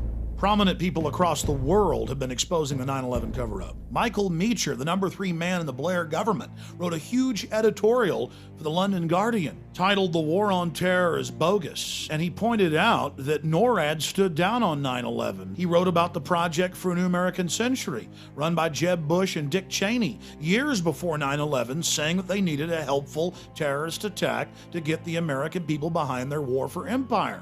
Meacher concluded his article by saying, if the U.S. government didn't engineer the attacks, they certainly knew about it. Andres von Bülow was German defense minister and German technology minister. I interviewed him on my syndicated radio program, and he said there's no way Al-Qaeda carried out these attacks. Only the military-industrial complex could pull it off. But here's one of the biggest pieces of evidence. You all heard them say that a paper passport fell out of one of the towers and was picked up by a police officer on the street. This plane flies into the building, explodes with jet fuel out of the guy's jacket, goes through the fireball, through the side of the plane, out of the burning building, out of the fire shooting out, and comes down to the ground unscathed. But something happened. For 6 months, they reported they had this passport. Boy, we've got it. We've got the proof.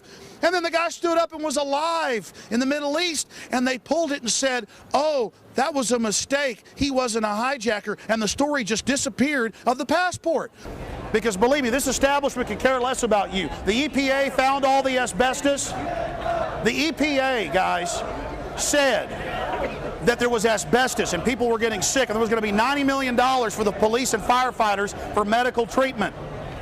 And Bush came in and had that blocked. Now that's mainstream news. And now of the 14 search and rescue dogs, 8 of them have died from cancer. In summation, it's important to note that we only covered a tiny portion of the facts and evidence that clearly shows that 9/11 was an inside job. Number one, the official story of 9/11 has been completely disproven. At every point, we've caught them lying, manufacturing evidence, or covering up evidence. From high-level government inside sources and publicly available facts, we now have a very clear picture of how 9/11 was carried out. Number one, we know that the men who were on board the aircraft, who were supposedly the hijackers, had their houses, cars, credit cards paid for by the U.S. government.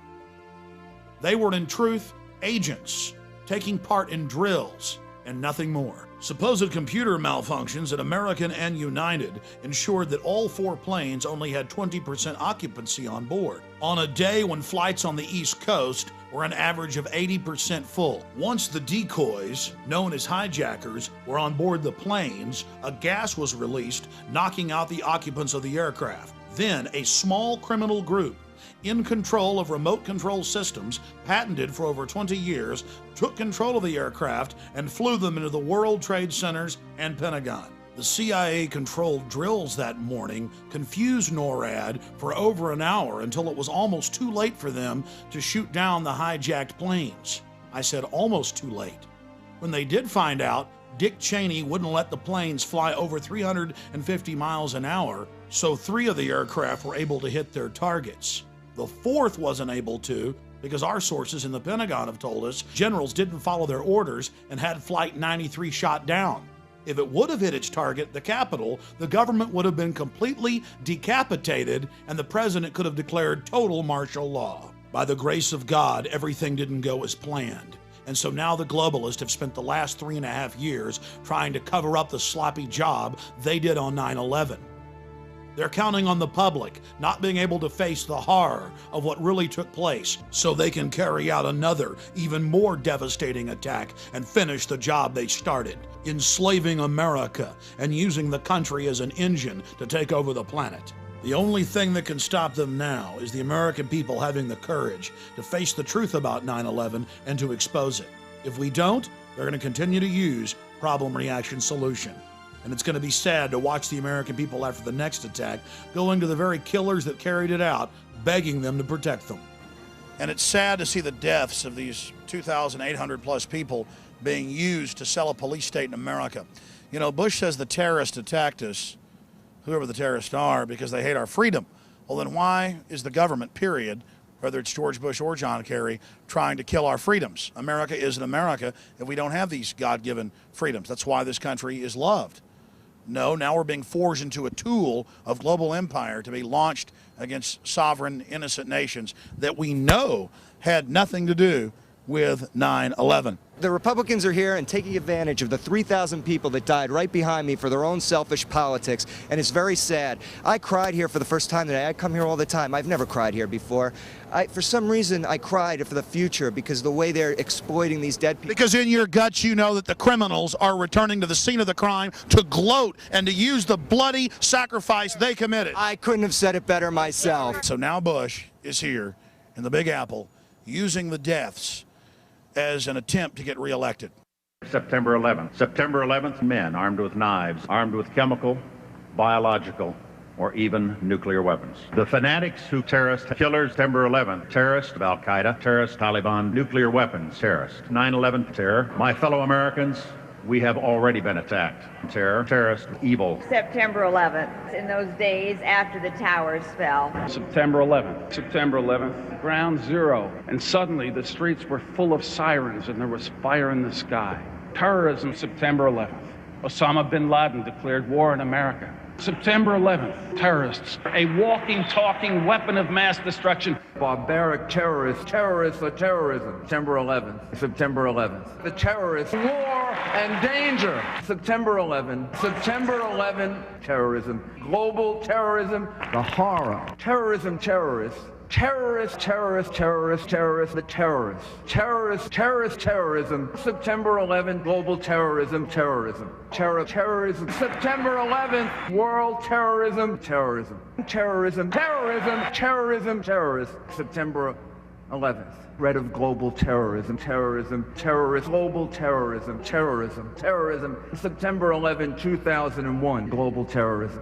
Terrorists, global terrorism. September 11th, terror. Terrorism, the attack on our homeland, back from the attack on our economy, and back from the attack on our way of life. Terrorists, hate. We must be fierce and relentless and terminate terrorism. Terrorists, you defeat them. It yearns to destroy not just the individual, but the entire international order. That's why America is safer with George W. Bush as president. September 11th, terrorism. September 11th. Terrorism, terrorists. September 11th. Terrorist. Terror. September 11th. Threat. Tyranny. Terrorist tyranny. Tyranny. People hate us. Terrorism. September the 11th.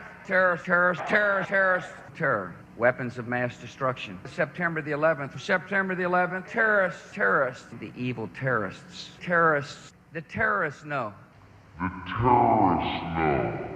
The elite know we're restless, that we're catching on to their scam. That's why they're now using sound wave weapons that the military has used in Iraq on the streets of America.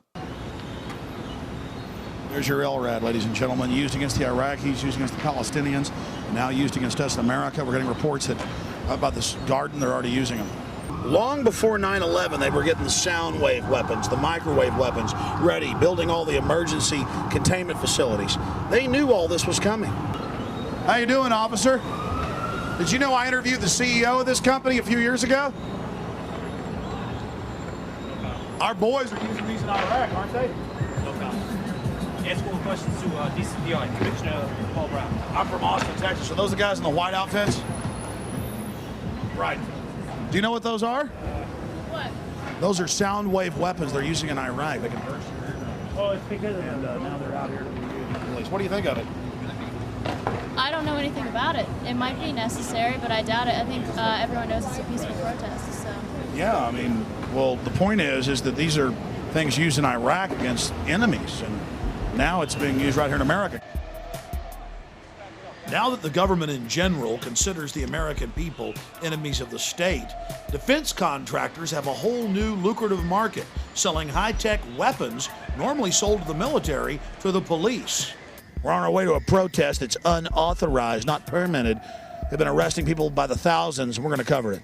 Of all the hundreds of huge protests we've seen, a small group broke off with an unpermitted march and is moving down towards Madison Square Garden, or MSG as New Yorkers call it. Now notice as we walk here that the roads have all been pinned conveniently ahead of the march. So tourists, anybody that's in here, to be arrested, and we are now inside the pins. And look at them hurting us. Look at their cars hurting us. I wonder if it'll be like Monday night. I wonder if they'll run horses and mopeds into us. 11:35. If you're here at 11:35, they will arrest you. But I'm sorry. They're hardly letting people out. They're opening up the pens a little inch to let people slowly trickle out. So they're set. And now we're getting in trouble for letting y'all know. Well, that little story about how they're going to arrest people really worked. Look, everybody's leaving. Police then went in with barricades and broke the protest up into 4 different blocks and randomly arrested innocent people. It was the same story over and over and over again, and police brutality was completely out of control. Reporters for Reuters, the Associated Press, student reporters, tourists, even an American Spectator reporter was arrested and taken to Pier 57. Look around you. A prison is being built. A high-tech, cashless society control grid. We're now going to explore the ruling elite in the world today and what their driving ideology and philosophies are. We'll also look at their minions, the people that slavishly serve them.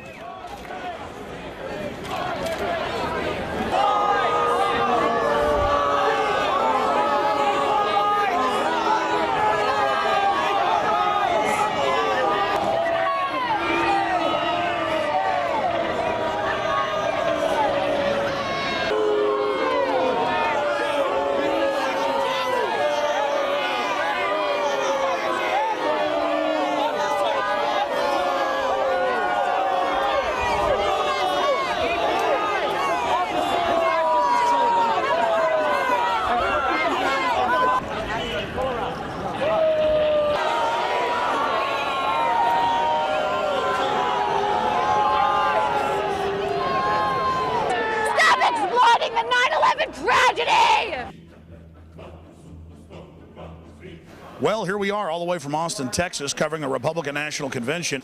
What we're seeing here is Skull and Bones coronation number 2. Well, down here you can see the CNN staff, Bush Light. They love the president, put out all the propaganda. They also worship Kerry. So does Fox News when it comes to worshiping Bush. So here's the so-called mainstream media you can trust, which is nothing more than basically a CIA front to propagandize and manipulate the people. But it's all in a slick packaging with a great, impressive background, and that's what people respond to. You know what? I bet most of those so-called Texans down there from that Texas delegation aren't even first-generation Texans. They're just as phony as George W. Bush is. A guy who is from Kennebunkport, Maine, whose daddy speaks with a perfect Atlantic accent. People who were Tories back in the Revolutionary War. They came down carpetbagging to Texas when George was a little boy. And now so many Texans and phony Texans have been sucked in by this and just love the whole motif. But again, it's form over substance. It's the packaging. Yeah, I'm a slave. I'm happy about it. I'm proud of it. I've decided to just join the New World Order. I've decided to just go along with it and have a good time. The media has really been covering Skull and Bones lately, how Bush and Kerry are both members. Are you aware of that organization? I am not. Does it concern you that they both were in the same fraternity in college and just 2 years apart? No, it does not. Just one hell of a coincidence that 15 members each year out of 290 million people and the 2 presidential candidates are Skull and Bones. I would say that's a coincidence. I would say that's a coincidence. Yeah.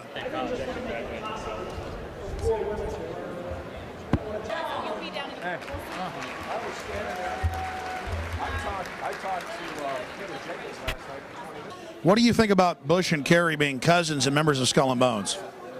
Excuse me? Did you know Bush and Kerry were cousins? Kissing cousins or what? They really are cousins. They really are. There's only 15 members of Skull and Bones each year out of 290 million Americans, and both of them are Skull and Bones. Certainly you're aware of that. Oh, well, why wouldn't you be? Talk to Bill O'Reilly. He'd have that answer. I know he would. Well, but I'm not talking to Bill O'Reilly. What do you think? Yeah. We need to talk about it. I mean, him and Kerry are cousins. They are members of Skull and Bones. The question is, would he be a Skull and Bones guy today? I mean, you know, people do crazy things when they're young. Well, his dad was a Skull and Bones, and his dad. It's in politicians' autobiographies. You know, it's in the encyclopedia. And it was called the Illuminati. I remember reading about the Illuminati in the 60s, late 60s, when Hal Lindsey came out with a book, The Late Great Planet Earth, and everybody's going to get raptured and go to, you know, and so kids were walking around talking about that theory, and then the Illuminati book came out, or a number of them came out, and it was one world government, one world money system, one world religion. That's all coming now. Oh, it is. Conspiracy theories never work. I mean, look at... Well, every time I bring it up, somebody says, oh, you think it's a conspiracy? No, it's a real group. I want to know what you think. We got into not a debate, but a gal who is a real confirmed Republican. She married a real liberal guy, and the next thing you know, we have her over for dinner, and I hate Bush. And I said, whoa, where'd all that come from? And she got right down to... you know, all the things of all the presidents being involved in this society, all Masons, And that was her whole base. And I hate Bush. And I said, well, then how could she hate Bush? Because Kerry's a member. Well, yeah, that's a good question. A lot of people aren't going to know what Skull and I don't really know what it is. I know he was a member of it. It's some secret society. And it's so secret I can't talk about it. Yeah. By the way, you better watch yourself. You know what I'm saying? Because if there's anything to it, you're a marked man. You guys have a good night. But I'll tell you what, you're in the right place to be safe. You were both in Skull and Bones, the secret society. It's so secret we can't talk about it. What does that mean for America? The conspiracy theorists are going to go wild. I'm sure they are. I don't know. I haven't seen the web. Number 322? First of all, he's not the nominee. And, look, I look forward... Are you prepared to lose? No, I'm not going to lose. You both were members of Skull and Bones, a secret society at Yale. What does that tell us? Not much, because it's a secret. Is there a secret handshake? Is there a secret code? I wish there were something secret I could manifest. 322, a secret number? There are all kinds of secrets, Tim, but one thing is not a secret. I disagree with this president's direction. Most people don't know the Order of Skull and Bones at Yale is simply one chapter in a larger global organization known by many as the Illuminati. Its symbol is a skull and crossbones and the number 322. Skull and Bones is the name used by the uninitiated or non-members. The true name of the organization is the Order of Death or the Order of the Death's Head. George Bush and John Kerry have both been initiated in the same way. They swore an oath to the tomb, to the order of death above all others, and to wage eternal war against all of humanity. In April of 2001, ABC News was able to get a few minutes of video of a small portion of the ritual that's conducted outside in a courtyard. What they witnessed was macabre, chants of death equals death and devil equals death, accompanied by mock human sacrifices. President Taft was a prominent member of Skull and Bones, and in 1900, he became the first president to visit Bohemian Grove in Northern California, a satellite of Skull and Bones. For 3 generations, the Bushes have been members of Skull and Bones, and for 3 generations, they've traveled to Northern California and the Bohemian Grove. There are many prominent foreigners, like German Chancellor Helmut Schmidt. Ronald Reagan, Richard Nixon are pictured here in 1957 at the Bohemian Grove. Both men wrote about the organization in their public memoirs. Schwarzenegger is a reported visitor to the Bohemian Grove, as well as former President Jimmy Carter.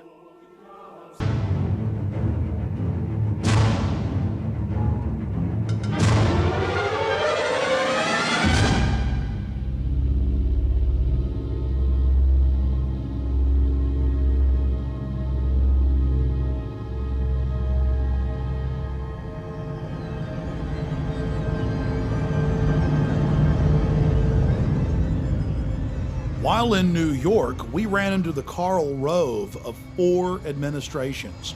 David Gergen, top presidential advisor to Ford, Reagan, George Herbert Walker Bush, and Bill Clinton. We couldn't believe our luck.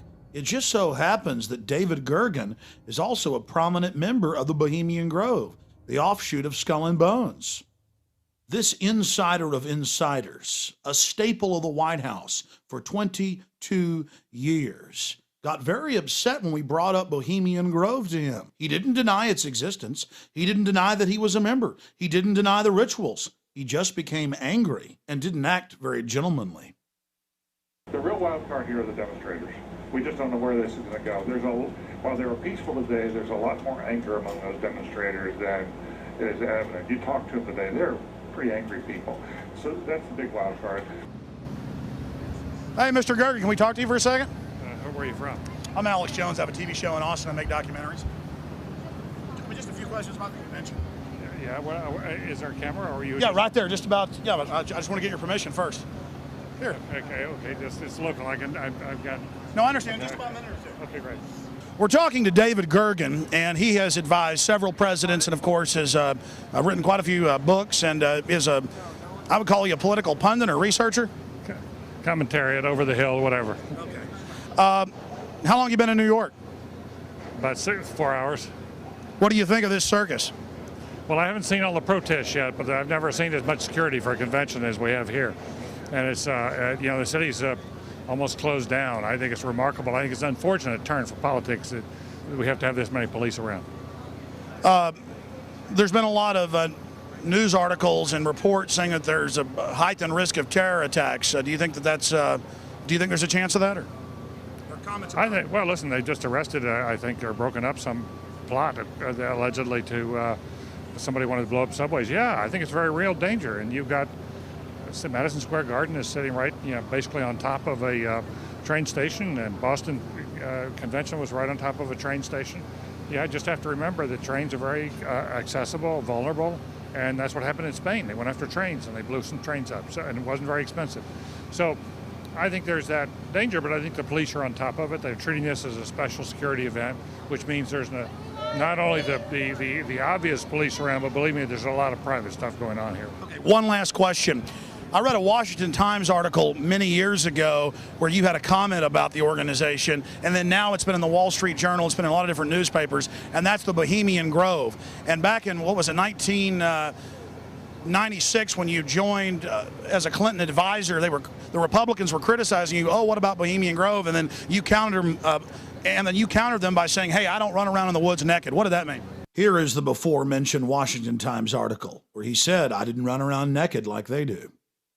I don't know what quote you're referring to. I'm not aware of any quote like that. Listen, I am a happy member of the Bohemian Grove. I like the folks who come there, and it's really inappropriate for me to talk about the group beyond that. Thank you. Have you been there for the ceremony with the cremation of care? Frankly, I don't think that's something I need to talk to you about. Great owl of Bohemia, we thank thee for thy adjuration.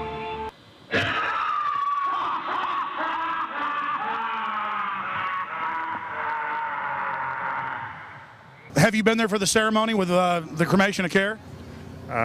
Frankly, I don't think that's something I need to talk to you about. Really? That's right. Well, I'm Alex Jones, and I snuck in there in 2000. I'm the guy that blew it wide open and got the video, and it's been on national TV. Well, I disrespect you for that. You do? I do.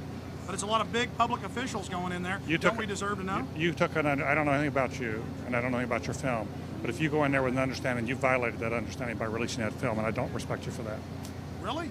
But we have public officials. I'm sorry. You took an understanding when you went in there that you would not do that film. And did you have an understanding when you went in there? No. Did you crash it? Yes. Yeah, and it has no trespassing signs there too, doesn't it? No, they put them up after. Oh, I'm sorry. I just walked in. I'm sorry, sir. I've been there before. I know what the circumstances are, and I'm sorry you violated the understandings. That was not a gentlemanly thing to do. But what about the ritual? Is the ritual gentlemanly?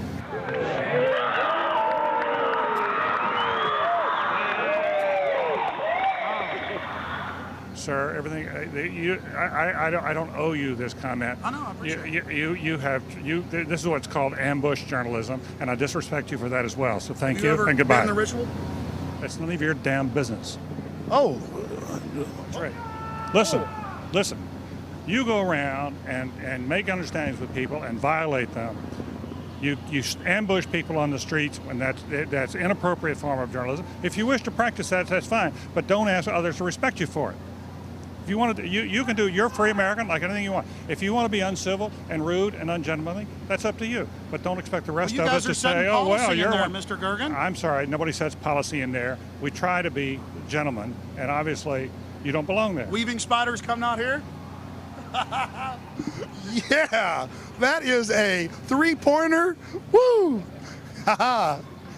Boy, I hit the hot button. Mr. Gergen, have a wonderful life.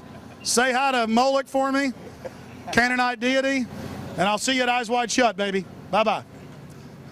Get his face, get his face, get his face. Get his face, get in there and get his face.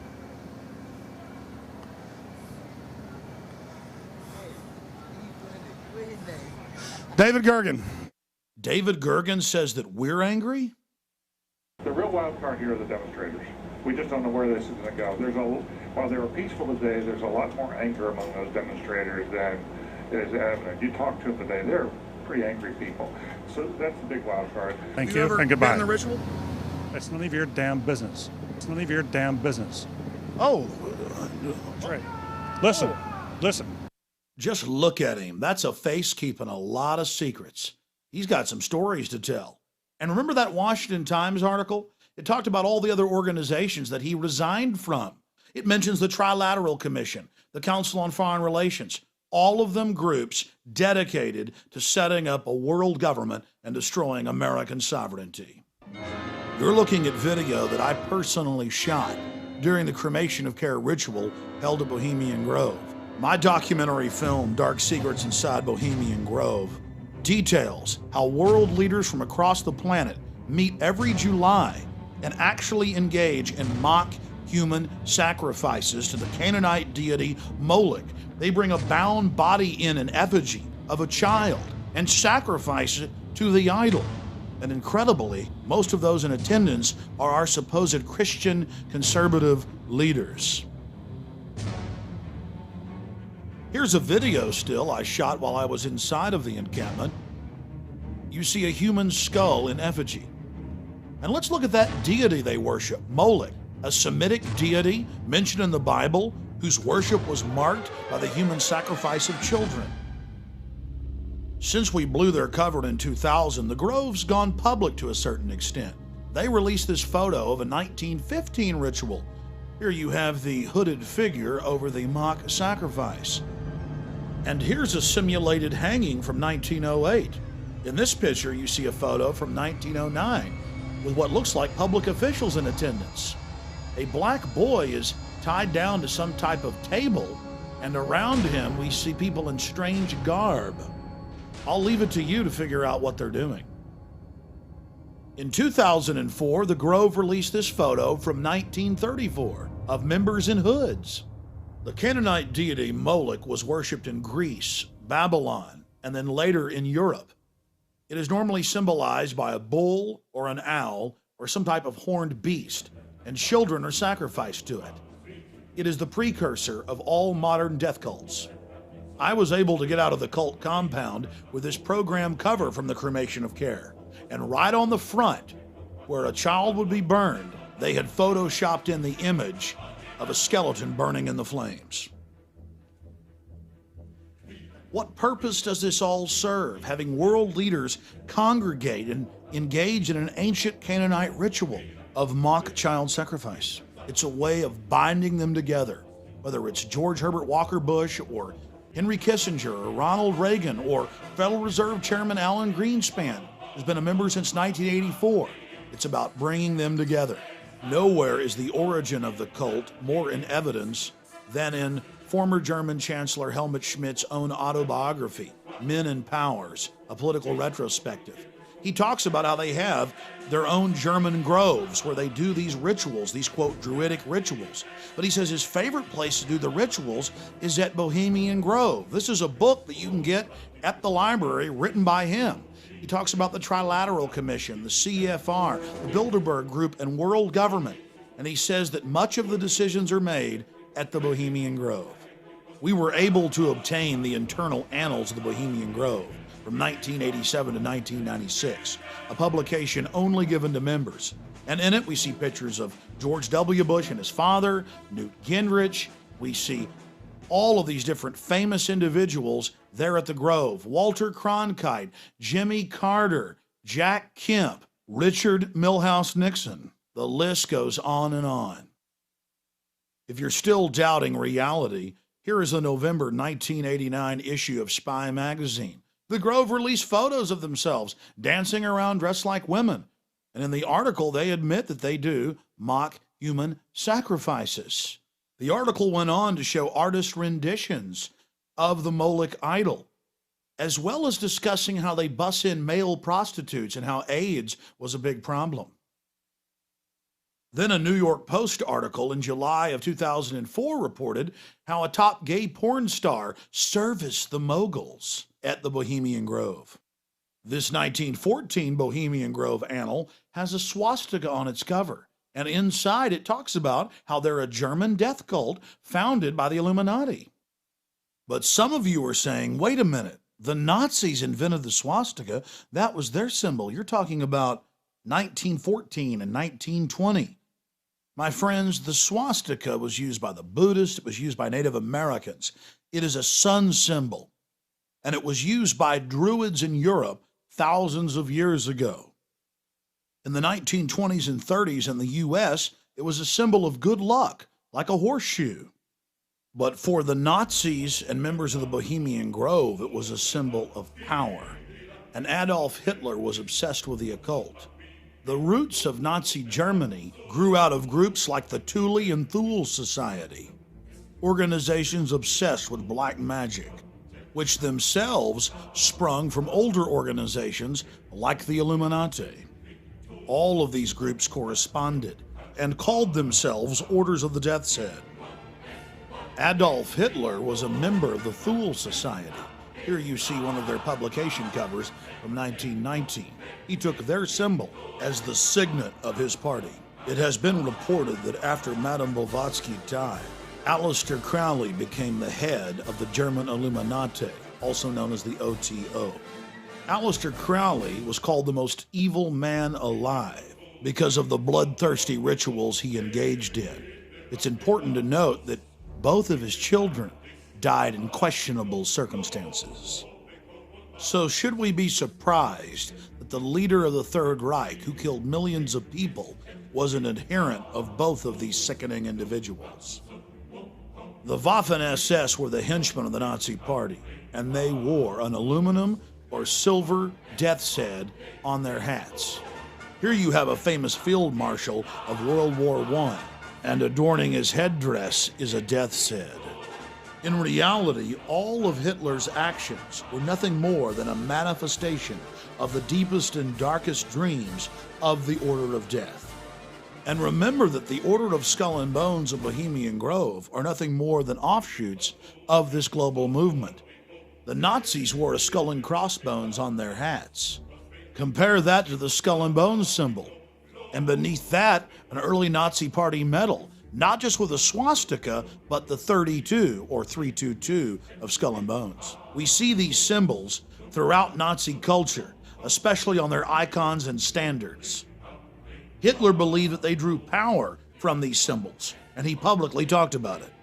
Here is an official photo taken from the Presidential Library of George Herbert Walker Bush, showing him standing with his classmates. And there it is, the Order of Death symbol, the skull and crossbones with 322 beneath it. Would it surprise you to know that one of the chief members of Bohemian Grove, Thomas Watson, was also an adherent of Adolf Hitler's ideology, and that international business machines were integral in controlling the death camps? IBM was absolutely essential in assisting Hitler in numbering and exterminating the Jews and other undesirables. The famous tattoos on Jews' arms were international business machine numbers that were entered into the computers. The computers would then decide how long to keep someone alive and how hard they could be worked according to height and body weight as well as age. Here's a photo of Mr. Watson with Adolf Hitler in the late 1930s. It's not a coincidence that today IBM is the backbone of national ID card technology in the United States and across the world. Ford and General Motors were also involved in the Nazi war machine right through the war, and not one of these robber baron industrialists was ever prosecuted. Here is the international business machine that calculated the deaths of millions. The modern Olympic symbols have nothing to do with Greece.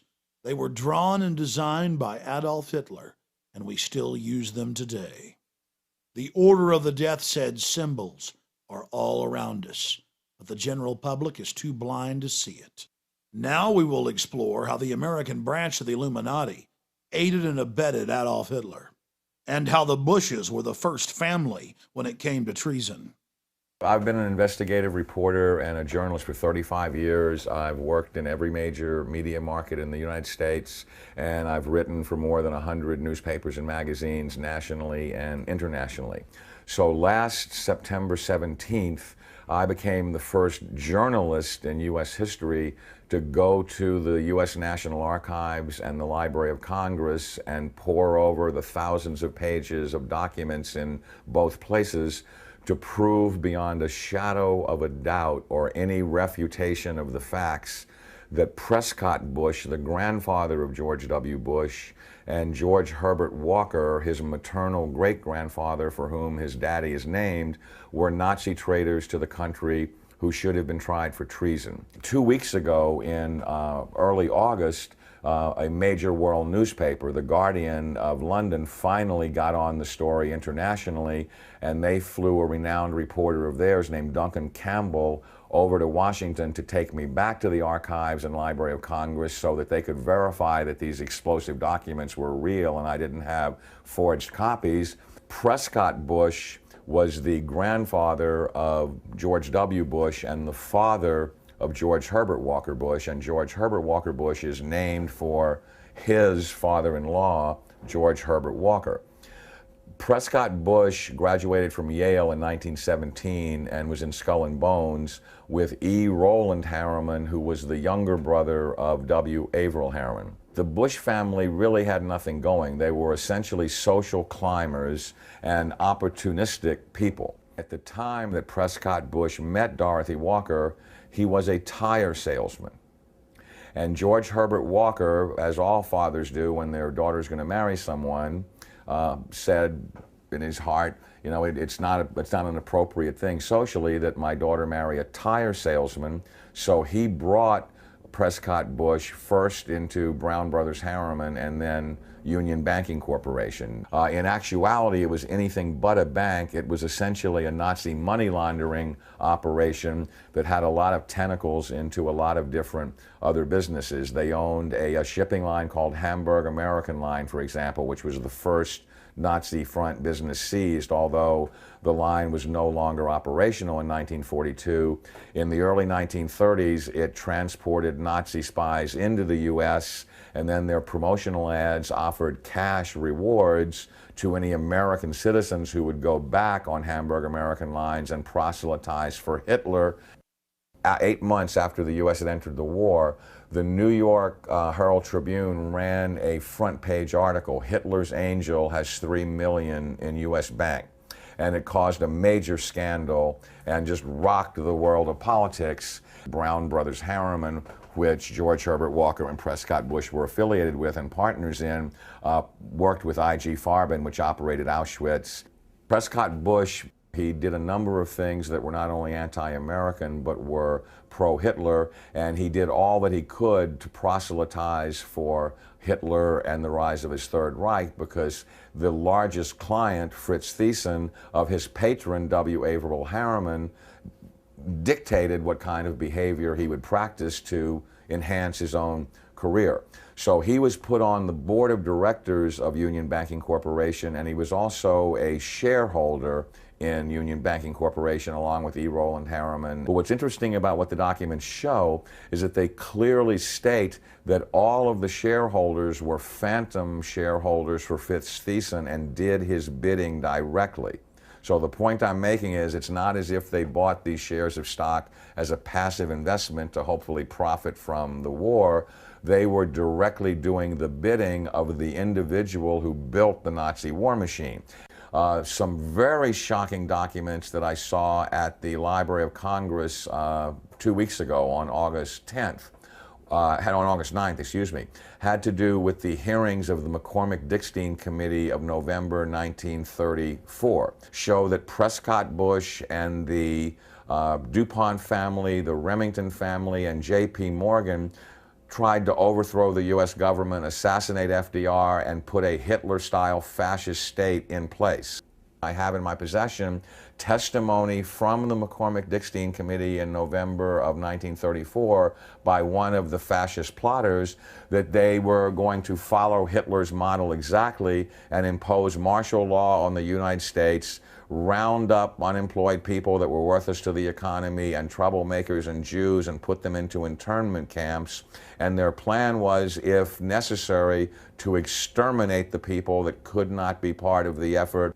The only reason the coup attempt in 1934 didn't succeed is that they hired the wrong general to lead it, General Smedley Butler, the great Marine hero, two-time Congressional Medal of Honor winner, who worked with the plotters just long enough to be able to identify who they were and then blew the whistle on them to Congress. Incredibly, after being warned by the FBI and the Justice Department and the Treasury Department to cease and desist in their Nazi dealings, they had continued them until 1951.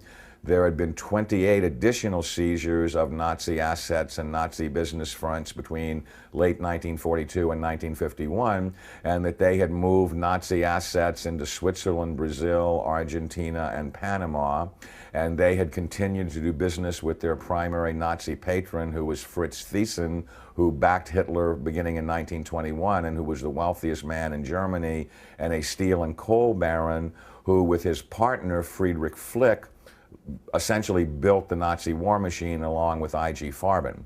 In 1951, when Fritz Thyssen died in Argentina, Union Banking Corporation was liquidated by the U.S. government, and Prescott Bush received $1.5 million for his holdings in his Nazi business, and that was the beginning of the Bush family fortune for all intents and purposes. George Bush doesn't take his philosophical foundation from the Bible or the teachings of Jesus in the Sermon on the Mount. George Bush takes his inspiration from what he learned in Skull and Bones and from the Thule Society that Hitler and Goebbels and Goring cut their teeth in, Bohemian Grove, these evil organizations that perpetrate the ugly things that these criminals are doing to this country for which they must be held accountable.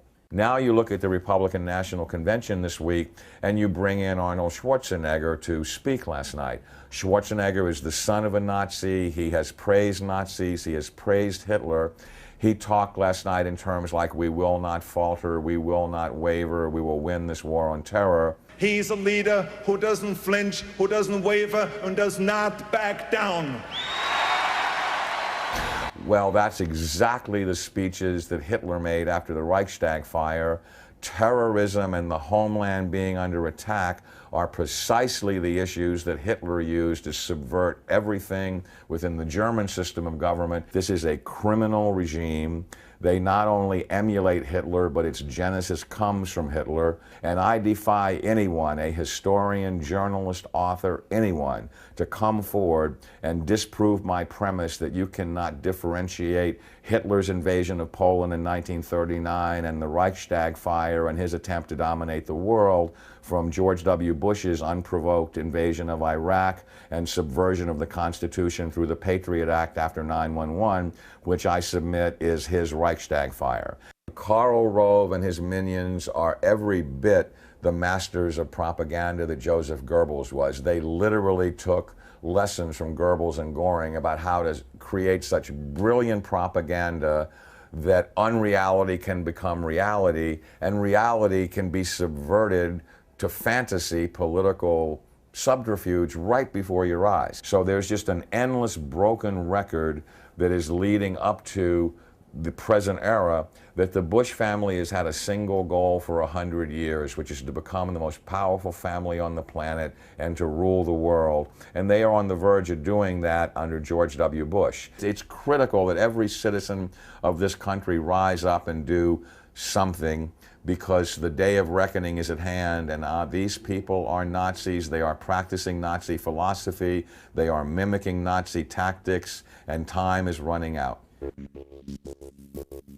And now it's being reported that the architect of the Bush administration's policies, Karl Rove, is the grandson of Karl Rover, a Gauleiter or governor over an entire state in Nazi Germany. Pulitzer Prize-winning journalist Bob Woodward, reporting on a Bush rally, said that Karl Rove likened the meeting to a Nazi rally. Now the Bush-Rove-Schwarzenegger nexus is promoting worldwide war in the name of America's safety to stop the threat of terrorism. The same secret society that funded and supported Adolf Hitler is now supporting a move towards world government, and Karl Rove is out there on point, pushing Arnold Schwarzenegger for president.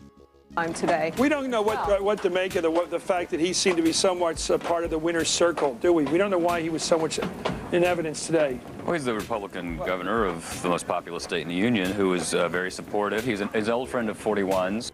The San Francisco Chronicle reported the decision to have Arnold run was made by Rove at the Bohemian Grove. You've got to hand it to the political wizards. Tens of thousands of Republicans at the RNC praising and chanting for a man who's for open borders and rabidly against the Second Amendment, but they've been told to worship him, so they are. This isn't the first time we've been fooled by foreign usurpers. There was another interesting meeting in Madison Square Garden back in February of 1939 by the Bund, or the American Nazi Party. At the very same venue where Bush and Schwarzenegger gave their speeches in 2004, the American Nazi Party promoted the vision of Adolf Hitler. In fact, the Nazi Party in America was very, very popular. The people hadn't yet seen the danger, because while the American people slept, Nazi agents like Prescott Bush were working overtime for the right. And Arnold's father, Gustav Schwarzenegger, was busy too, volunteering for the Nazi Party in Austria when it was illegal and becoming an SS officer. And Karl Rove, reportedly his grandfather again, was a Gauleiter, or a governor, over an entire German state. Mr. Fritz Q.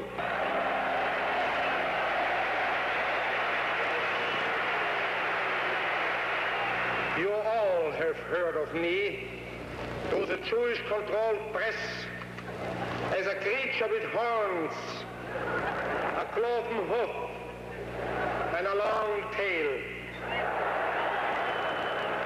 If you ask what we are actively fighting for under our charter, I will here repeat the declaration I made public some time ago. First, a social, just, white, Gentile, ruled United States. Second, all the American Nazis talked about was how much they loved America, how pro-USA they were. And a lot of the public bought it. And the fathers and grandfathers of the men who run our country today were in full support of the Bund. It's now the 21st century, and things have gotten a lot slicker. The question is, will the public buy it? California Governor Arnold Schwarzenegger.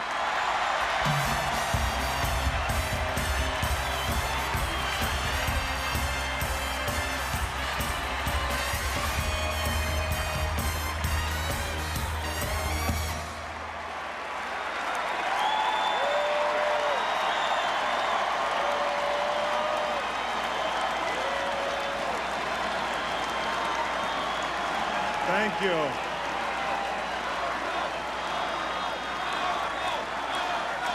Did I wake up in the middle of a Twilight Zone or Outer Limits episode?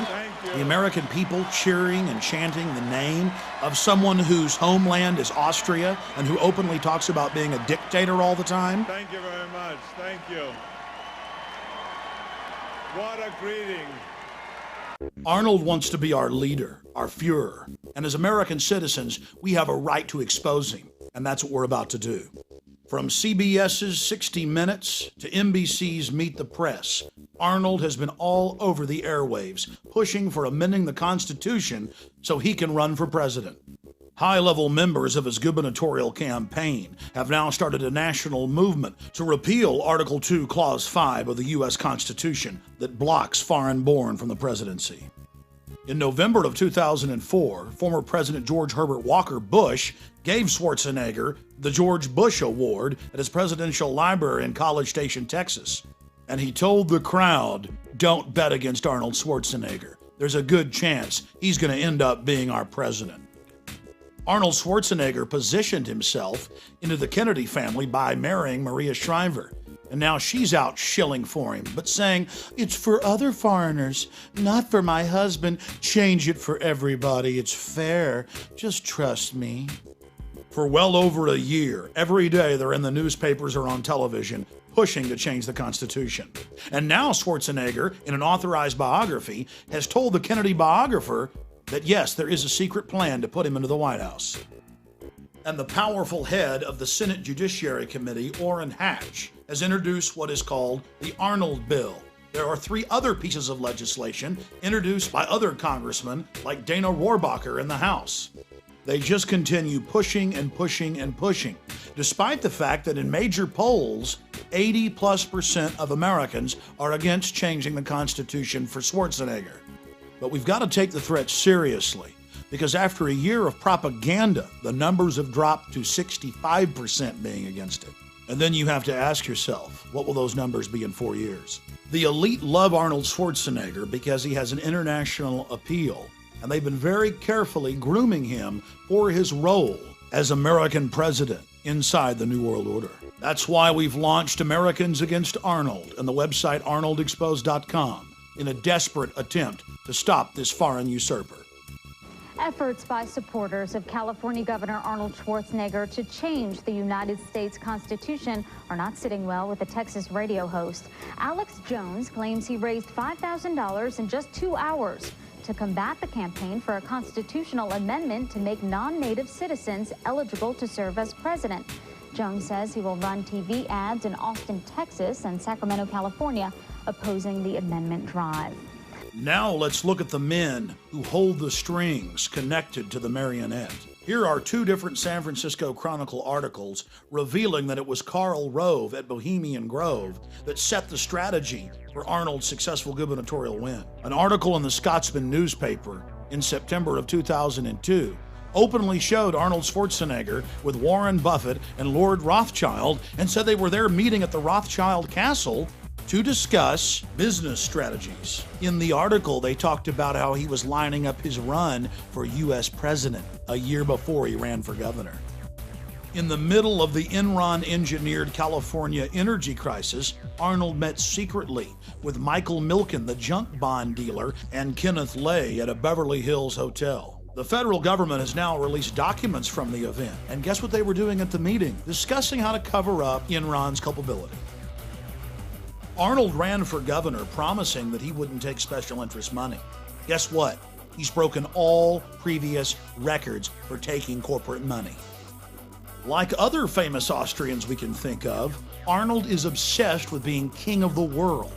He's told friends, family, newspapers, magazines, over and over again that he wants to be ruler of the world, that he dreams of being a dictator, that he wants to be worshipped at a Nuremberg-style rally like Hitler. Rolling Stone reported on it in the 70s. The London Guardian and CNN in 2003 both reported how he told friends and family of a recurring dream where he walks the earth as our ruler, and of a 50-year plan he had as a young man to become world ruler. In 1990, he told U.S. News and World Report, "My relationship to power and authority is that I'm all for it. People need somebody to watch over them. 95% of the people in the world need to be told what to do and how to behave."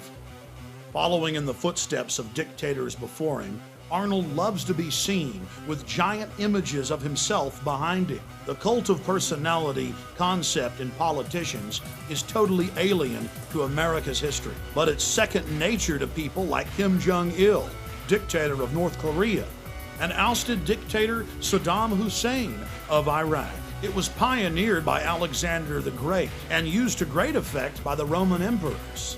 Hitler and Stalin just loved it because it made the people feel insignificant. In the dystopic novel 1984, huge portraits of Big Brother stare down on the slaves.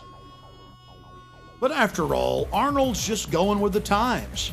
Now across the United States, we've seen these giant billboards with George Bush's picture on it, paid for by his supporters, that say, "George Bush, our leader."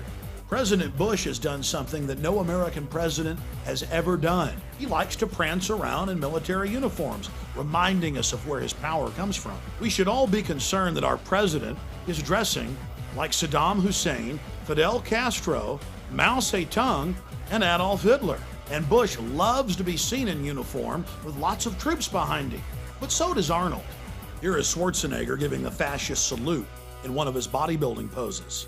A trick the pro-Schwarzenegger press likes to play on the people is to focus on his father and then go, well, he can't help it if his father was an SS officer. What they don't like to focus in on is Nazi war criminal Kurt Waldheim, who was Secretary General of the United Nations. At his wedding to Maria Shriver in 1986, in front of a massive press in attendance, he said the following: "My friends don't want me to mention Kurt's name because of all the recent Nazi stuff and the UN controversy, but I love him, And Maria does too. And so thank you, Kurt. Here's a photo of Arnold Schwarzenegger with Kirk Waldheim in Austria in 1999. Kirk Waldheim was an elite Nazi as well, an officer in the SS.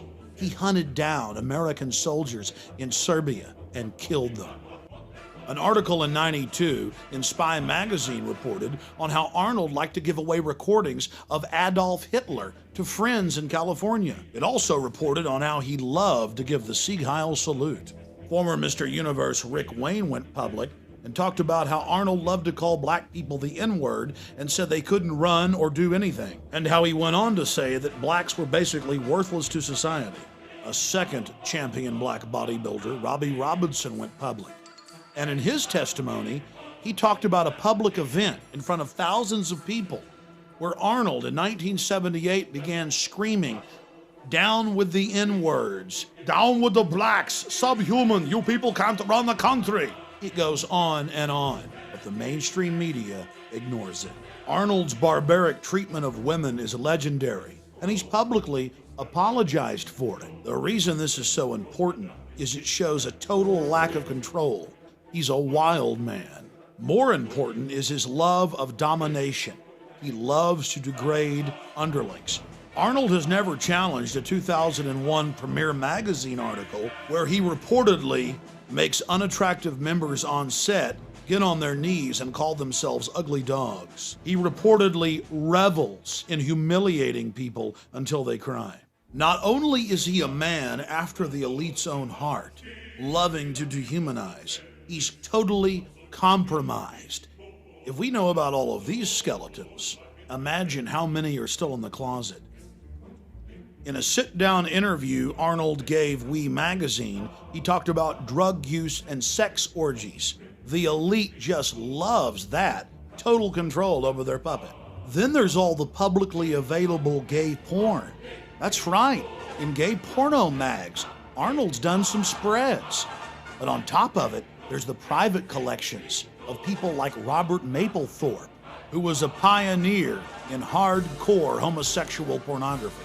One of the biggest problems in Arnold's portfolio of horrors is his admitted use of anabolic steroids.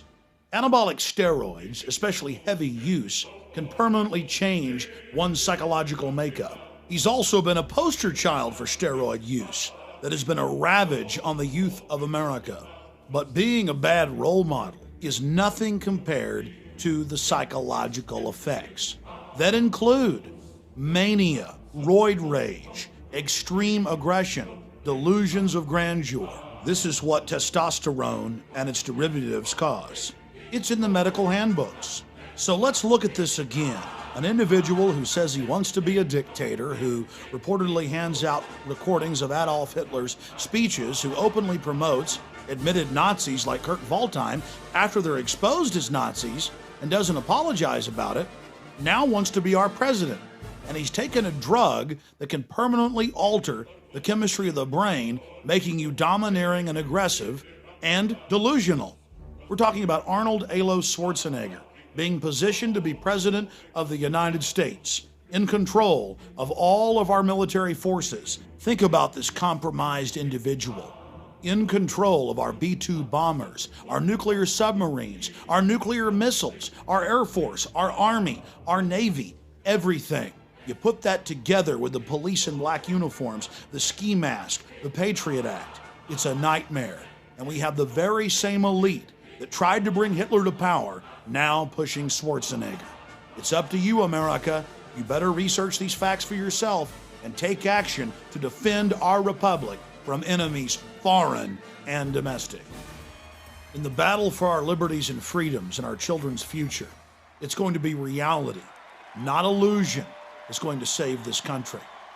If we believe the propaganda and the slick packaging, we are going to go into the Fourth Reich of the New World Order. Schwarzenegger and his controllers are counting on you to not take action, to not inform yourself and others, to not stand up against this insane action that they're taking against us, trying to put some foreigner from Austria who says he wants to be a dictator and in control of this country. And in spite of the attack on our homeland, on our homeland, on our homeland, on our homeland. Schwarzenegger has the nerve to call America his homeland. By definition, your homeland is the country where you were born.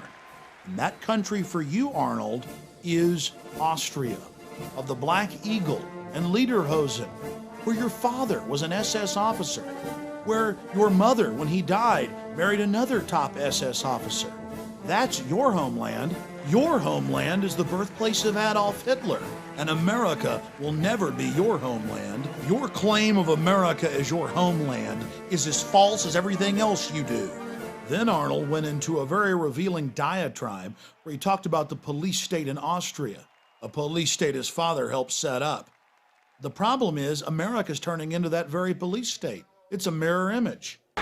When I was a boy, the Soviets occupied part of Austria. I saw their tanks in the streets. I saw communism with my own eyes. I remember the fear we had when we had to cross into the Soviet sector. Growing up, we were told, don't look the soldiers in the eye, just look straight ahead. It was common belief that the Soviet soldiers could take a man out of his own car and ship him back to the Soviet Union as slave labor. Now, my family didn't have a car, but one day we were in my uncle's car. It was near dark as we came to the Soviet checkpoint. I was a little boy. I was not an action hero back then. But I remember how scared I was that the soldiers would pull my father or my uncle out of the car and I would never see them again. My family and so many others lived in fear of the Soviet boot. Well, Arnold, now America imprisons more people than any other country on the face of the earth. And American children grow up in the high-tech police state that your masters have built. After winning the rigged election against his cousin John Kerry, Bush said that he had political capital. He went on to explain that that meant he could do whatever he wanted to. Look at the number of uniformed personnel, all of them armed. It's estimated there are 60,000 armed and uniformed members of law enforcement here. Roughly one police officer or soldier tasked to this duty per every 4 or 5 spectators, the highest ratio in history. You've driven around this city, Chris, the last couple of days. Brian and I were talking about it. It was close to an armed camp. Ladies and gentlemen, the President of the United States, George W. Bush, and First Lady Laura Bush. Wave to them. Let them know that you love America. Administer the presidential oath of office. Justice Rehnquist. Lord Bush went on to give an oath that he would protect and defend the Constitution, when all he's been doing is trying to dismantle it. His new Attorney General, Alberto Gonzales, has said publicly that President Bush is above the law, above the Constitution, a dictator. Will you raise your right hand, Mr. President, and repeat after me? I, George Walker Bush. I, George Walker Bush. Do solemnly swear. Do solemnly swear. That I will faithfully execute. That I will faithfully execute. The office of President of the United States. The office of President of the United States. And will to the best of my ability. And will to the best of my ability. Preserve, protect, and defend. Preserve, protect, and defend. The Constitution of the United States. The Constitution of the United States. So help me God. So help me God. Congratulations.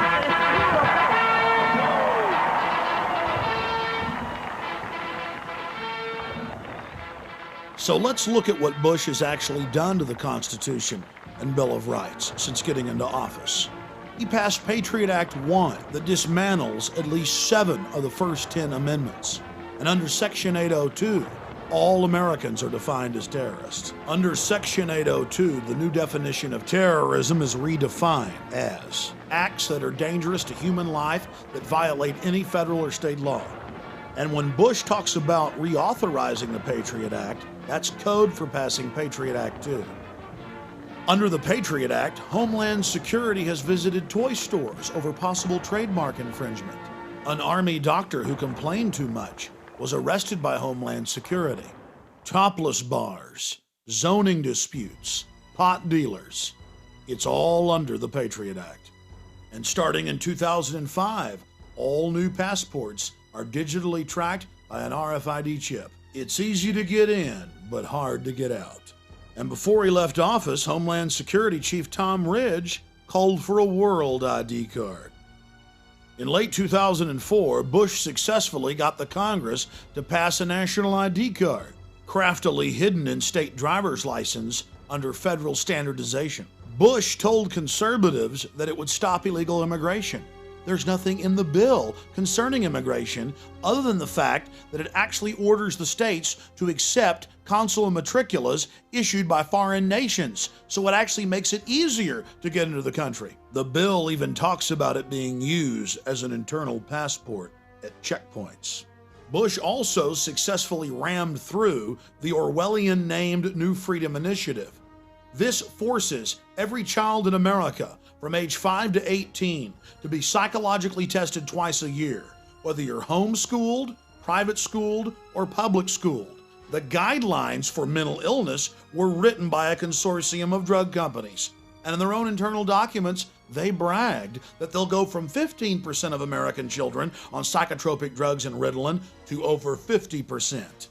The law states that without parental consent, while your child is at school, they will be forcibly tested. And Illinois is already jumping ahead.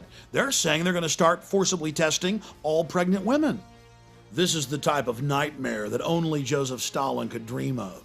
But our government is making it a reality. But if you look at foster children in America, over 2/3 of them are on psychotropic drugs. That's what happens when the state has control.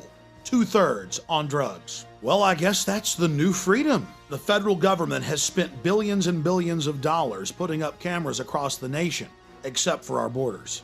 I have seen over 50 mainstream reports where video cameras are put in school bathrooms and showers. And when the schools get caught doing it, they say it's for your safety. And now the establishment just throws it in our face. Prepare to be scanned. We track you with your cell phones. We're putting cameras up on the street corners that read all your license plates and track everywhere you go. And we're going to tax you with these new cameras. We're going to put satellite tracker boxes in all your cars and transponders. We're going to tax you by the mile. This is just the way it is, so get used to it. Oh, and 8 years ago, we started putting black boxes in all the new cars that track everything you do as well. And now industry and the federal government are just calmly saying that soon all new cars will have a camera in them that scan your face as you drive and instantly report back to the police department if you're driving while you're tired or if you're arguing with your wife. Under a new sales tax system being prepared that will be implemented through the National ID card, you'll have to thumb scan when you buy and sell. And the face scanning cameras we mentioned will keep track of you not just in your car, but as you walk down the street. Almost every federal, state, and local road in the country will be satellite and transponder tracked. We already mentioned that earlier. And when Californians heard about Governor Schwarzenegger's program, they got very upset, and over 90% of them were against it in polls. The governor just said, I don't care what you want, we're going to do this. It's going to take the average tax by the mile from 25 cents at the state level to over $3. Read it for yourself. It's the official news reports. Similar plans are being pushed by the feds in all 50 states. But that's just the financial hardship. There'll no longer be any open road. Everything you do will be tracked, chronicled, and traced. Whether it's a large highway or a rural road, everywhere you go will be chronicled.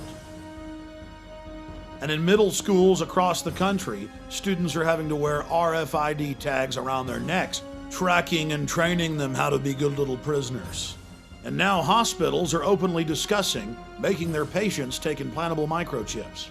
Bars in the United States and Europe make their patrons take chips before they can enter the VIP sections. And now the Mexican Attorney General has forced over 160 of his deputies to take implantable microchips if they want to work in his office. I, Richard Cheney, do solemnly swear. I, Richard Cheney, do solemnly swear. That I will defend and support the Constitution of the United States. That I will support and defend the Constitution of the United States. Against all enemies, foreign and domestic. Against all enemies, foreign and domestic. It's no wonder that Speaker of the House Dennis Hastert stumbled over the oath as he read it. He's not stupid. He knows that a textbook dictatorship is being set up in America, complete with shadow government that can take control of Congress. Oh yes, now Congress has given its authority up to an unbridled executive branch. There have been other cryptic statements. The outgoing head of CENTCOM, General Tommy Franks, told Cigar Aficionado that if America is attacked by terrorists again, we'll have to suspend the Constitution in favor of a military form of government or martial law. It's abhorrent to American values to have the military involved in any way in civilian life, especially in law enforcement. It's been a staple of Communist China and Nazi Germany, Soviet Russia, and Cuba today, but not America. Why are we following every telltale sign of a police state? We're dealing with a group of predators, an elite that sees us as cattle, as their slaves. They want to train us to be predators like they are, to join them in their quest for world empire, to be their cannon fodder. Just look at the torture they've been promoting on television and in movies, and then we watch as it manifests itself in the real world, in Iraq and Guantanamo Bay. What we're witnessing is the construction of a worldwide dictatorship. But to get it done, they have to be able to manipulate us into going along with it. They're confident that you won't wake up till it's too late. The good news is people are waking up in record numbers. The question is, now that you know the secret, now that you understand the inner workings of the New World Order, will you take action to wake others up and stand up against this Fourth Reich of the elite? The globalists have America and Europe in their grasp today, but tomorrow they want the world.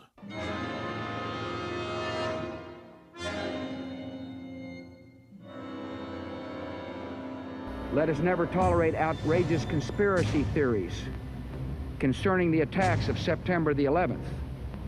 Malicious lies that attempt to shift the blame away from the terrorists themselves, away from the guilty. Conspiracy theories, conspiracy theories, conspiracy theories. The hijackers were instruments of evil who died in vain. Behind them is a cult of evil which seeks to harm the innocent and thrives on human suffering.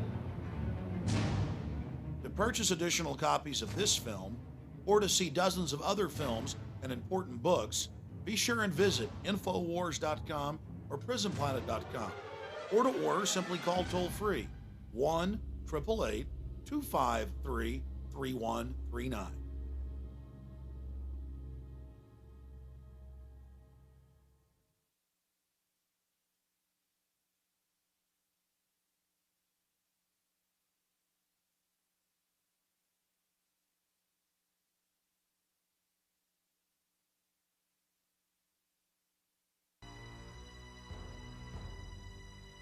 The globalists have been systematically engaging in a massive brainwashing campaign, telling the public that torture is a good idea. And now we've seen the aftermath of torture. The Joseph Mengele-style abuses include killing detainees and harvesting their organs. But they don't just torture people to death. They do things so horrible we can't even mention them here. And there's no mystery when it comes to finding out who ordered all of this ultra-brutal torture at Camp X-Ray at Guantanamo Bay and Gitmo and 32 other camps in Iraq. Alberto Gonzalez and Chertoff and the rest of Bush's crew openly wrote memos detailing how torturing people unto death is an okay thing to do. It's part of the public record. The White House and Pentagon ordered the torture, but when they got caught, they just burned a few of their underlings. The Pentagon's own reports admit that 90% of those that were picked up at checkpoints in Iraq were totally innocent, but that didn't stop them from being tortured. In fact, the Army's own report admits that military dogs were used to bite and frighten detainees, that women were brutally raped, that detainees were beaten to death and sodomized with large objects dripping with battery acid. People's children were also raped in front of them to attain answers. This is the same type of mentality we see from serial killers, and it's riddled with all sorts of perverted sexual abuse. Is this what the land of the free and the home of the brave has become? After 13 years of sanctions, over 1.5 million Iraqis died, 700,000 of them children. And now thousands of private contractors have taken over the torture where the Pentagon left off, following in the footsteps of other famous control freak serial killers and torturers. The only reason the elite is selling us on torture is because they want to condition us to where we will accept its use against us. And it's been going on for decades in America, in the prisons, and against pro-life demonstrators, environmental activists, and anyone else that doesn't totally submit to their tyranny. The footage you're seeing is from the late 1980s and early 1990s, where the police openly pulled out nunchucks, started wrapping it around the arms of peaceful pro-life demonstrators and brutally breaking them, simply because they refused to get off the side of the sidewalk. The police thought it was their right to break people's arms because they didn't follow their orders.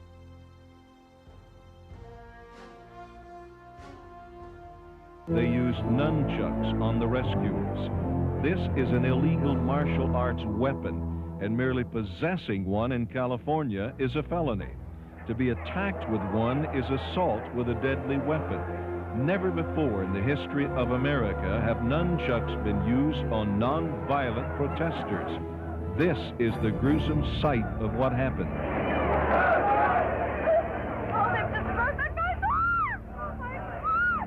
The police, in unprovoked cruelty, wrapped the nunchucks around Michael Hausman's arm and broke it. When lawyers went to federal Judge Tashima to request he order the police to cease using them, he denied the request, saying in so many words that pro-lifers could not prove they were in any danger. I can't tell you what it's like to be lying on the ground with police officers on a top of you, using all sorts of torture holds to make you walk. You can't walk even if you wanted to walk. And their sole intent is to torture you. And then listening to the screams of the people.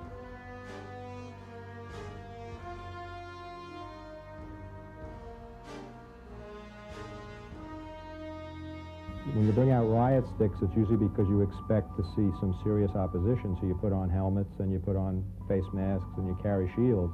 These policemen were bareheaded. But here it was calculated torture, and the policemen were enjoying the pain.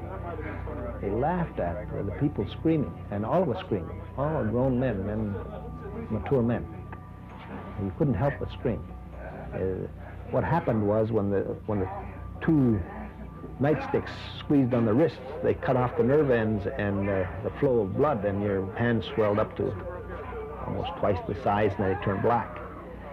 It didn't matter whether you were a woman, a man, an old person. It didn't matter what your age, sex, or anything, that they were just there. They were going to brutalize everybody. And I think probably to the women more particularly, that they were very angry that they couldn't get a young woman like myself to walk.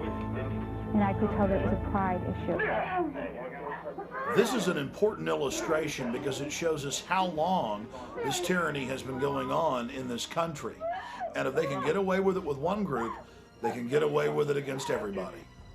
The fact of the matter is, the establishment and its enforcers have been setting the precedent for a long time to torture women in plain view of the public, to use illegal nunchucks and break people's arms. And now in Iraq, they have these big live TV shows with all the people confessing after they've been openly tortured. And in 2005, people they take into hospitals who refuse drug tests are restrained and then tasered repeatedly until they go ahead and urinate in a cup. And there are hundreds and hundreds of examples we don't even have time to cover here. The point is, this is all macabre and terrifying, and the New World Order is conditioning us to accept it. We must resist it.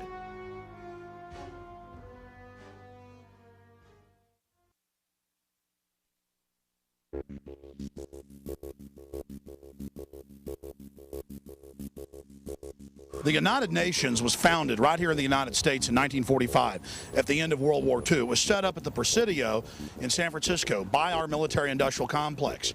The Rockefellers put up the money to build Rockefeller Center and to also give them the land for the United Nations. So this whole area is New World Order funded and controlled. And basically, it's a debating club to make the third world think that they have authority and to think that they're part of the power process. But really, the G8 or the G8 nations control the United Nations through the Security Council. We hear the reports all the time. They're in the news where some UN bureaucrat runs over somebody when they're drunk driving in New York or Washington, D.C., and nothing can happen to them. But it gets a lot worse than that. The United Nations has been caught hundreds of times running giant sex rings with kidnapped women and children out of Europe, Asia, Africa, the Middle East. It's a huge business. And right here in New York, they routinely catch these UN officials and even low-level bureaucrats with their own house slaves. Many times it'll be some UN delegate from Asia, and he's got some kidnapped little girl from Russia. So these are the people in here telling you that world government's good and that they need to run your life. And you look at the UN's Charter and Declaration of Human Rights, it says you don't have any rights. It says the UN is the absolute arbiter and authority. And now we see our own government adopting the UN model of governance. The United Nations believes that private property should be in their hands, controlled by them. And when it comes to self-defense, back in 2000 at a UN meeting held here, their organization UNIDIR called for all civilian firearms to be confiscated. In fact, they stated that civilian ownership of firearms threatens the legitimate power monopoly of the state. Now, what's a power monopoly of the state? That's a dictatorship or martial law. And they strive to have governments have the monopoly of power over the people. Remember who was for gun control? Adolf Hitler, Joseph Stalin, Fidel Castro. In every case, if a government tries to disarm you, it's tyrannical. Black Americans couldn't own a gun. Native Americans had their firearms confiscated. Roman slaves 2,000 years ago couldn't own a sword or even a knife. Being disarmed is one of the key hallmarks of a society that's enslaved to its government.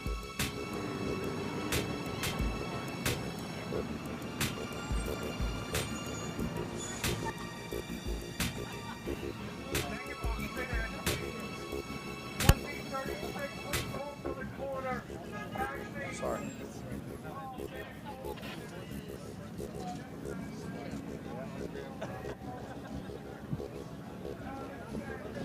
A pile of fake signs meant to look like they were individually made.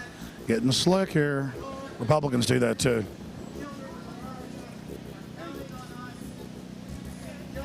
See, this is a UN operation. This is a UN operation, so look how it's all meant to look like it's individuals.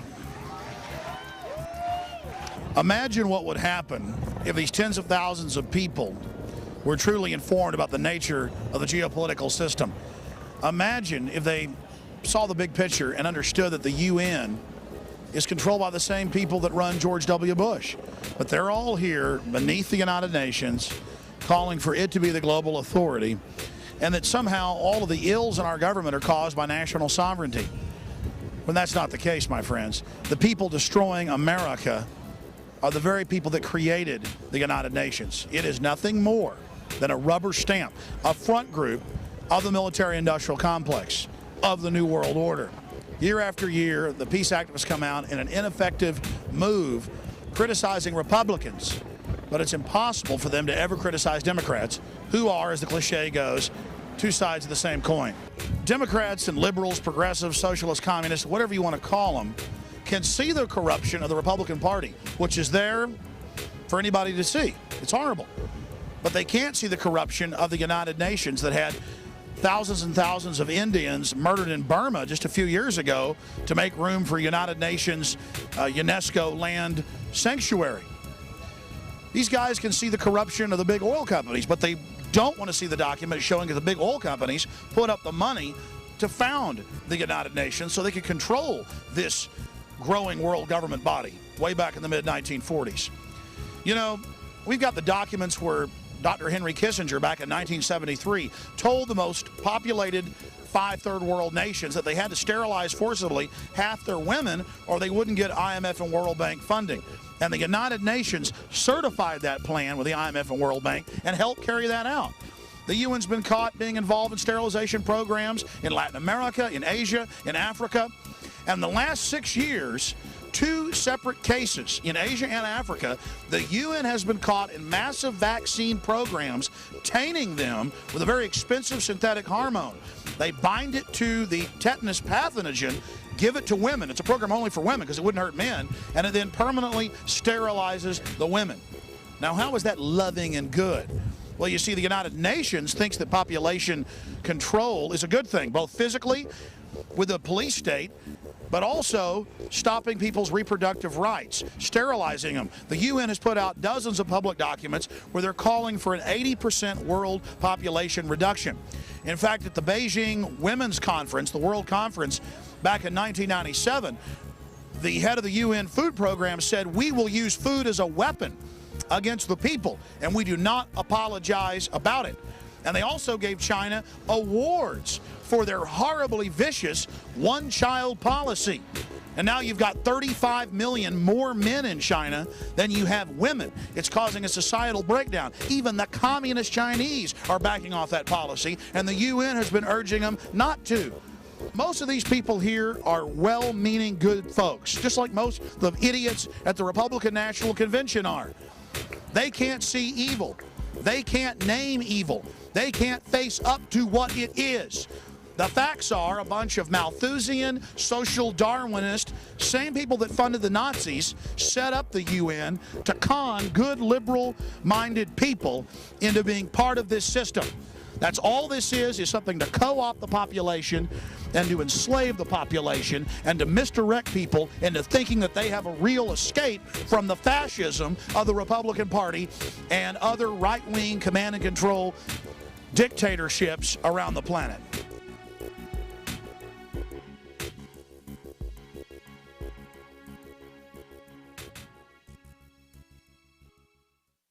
Well, President George W. Bush has won the election, and the elites got their man back in place.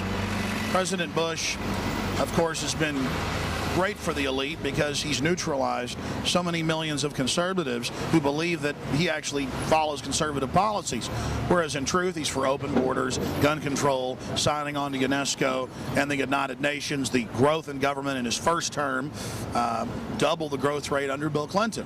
But because he is a supposed conservative, he is a key Trojan horse for the elite to actually bring down our national sovereignty and set up a domestic police state unit just like we saw in Nazi Germany or communist Russia. And make no mistake, that's exactly what Homeland Security and the new domestic CIA director are doing, is turning America into a martial law nightmare. Bush all along has been a polarizing figure, keeping people in the left or the right paradigm. So is Kerry. He's been very polarizing. That's how the elite wants you. Divide and conquer. Balkanization. That's what it's all about. So now they've put their Trojan horse, their fake conservative, their neocon, back in office under very questionable circumstances. But either way, they always control the outcome of the election because both the candidates are from the same social clique, the same organizations, and they're related. It was the same clique, the Kerry and the Bush. Okay, what is the option? The people, what do they have to choose? The presidential elections have turned into diversions. The real power is at the county, city, and state level. And that's where we can all, as little people, have an effect and get involved and really change policies. So that's where I suggest people get involved. You know, I authored a resolution over 2 years ago to repeal the Patriot Act, and thousands of other people picked up on it, and my personal resolution has been passed in dozens and dozens and dozens of cities. Parts of my resolution were incorporated into other resolutions and have been passed in over 400 cities and 4 states. That's just so far. I'm sure you've heard about the movement to repeal the Patriot Act at a city and county level. Yes, I did. Well, I just came up with the idea for that over 2 years ago, put it out on my website, Infowars.com. The people like you took action where the power is really at, and we affected change in a mighty way. Instead of being diverted by this smoke and mirrors theater, that's all this is theater with the Bush-Kerry ticket. Okay, The question is how you can make the small people, because they believe one way or another way. We're trying to break that paradigm, that false left-right paradigm.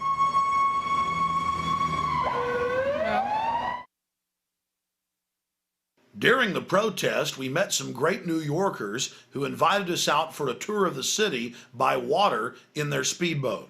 So to add some balance, I thought I'd end the film on a happier note.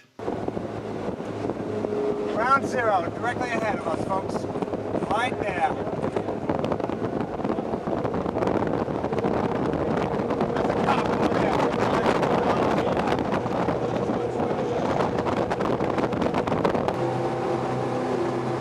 150-yard quarantine. We cannot get within 150 yards.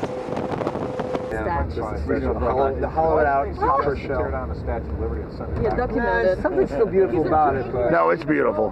there's some interesting theories about what its real meaning actually is. Oh, it's a woman in drag. It's Illuminati. It's a man in drag. Right? It's a man in drag. Freemasons built Illuminati. I love those shoes. Her boobs are all worshiping. It's a man. Every woman's are. Oh, they are? No, it's a perspective. It's the angle you're looking at. Why is it Illuminati symbol? What gives it away? Well, apparently, Well, no, I mean, admittedly, the French architect was an Illuminati guy. An accident. Well, I have a couple books on it, and Sure.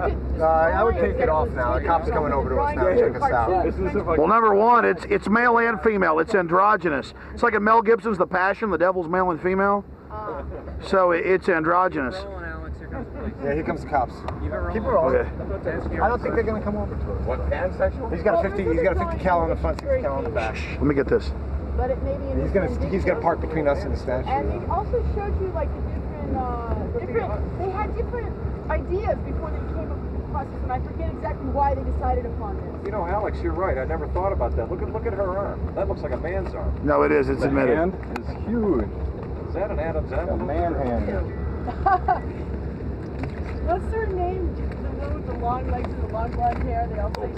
I'll handle it, guys. Did I call it, guys? How's it going, guys? Hey, how you doing? Good evening, sir.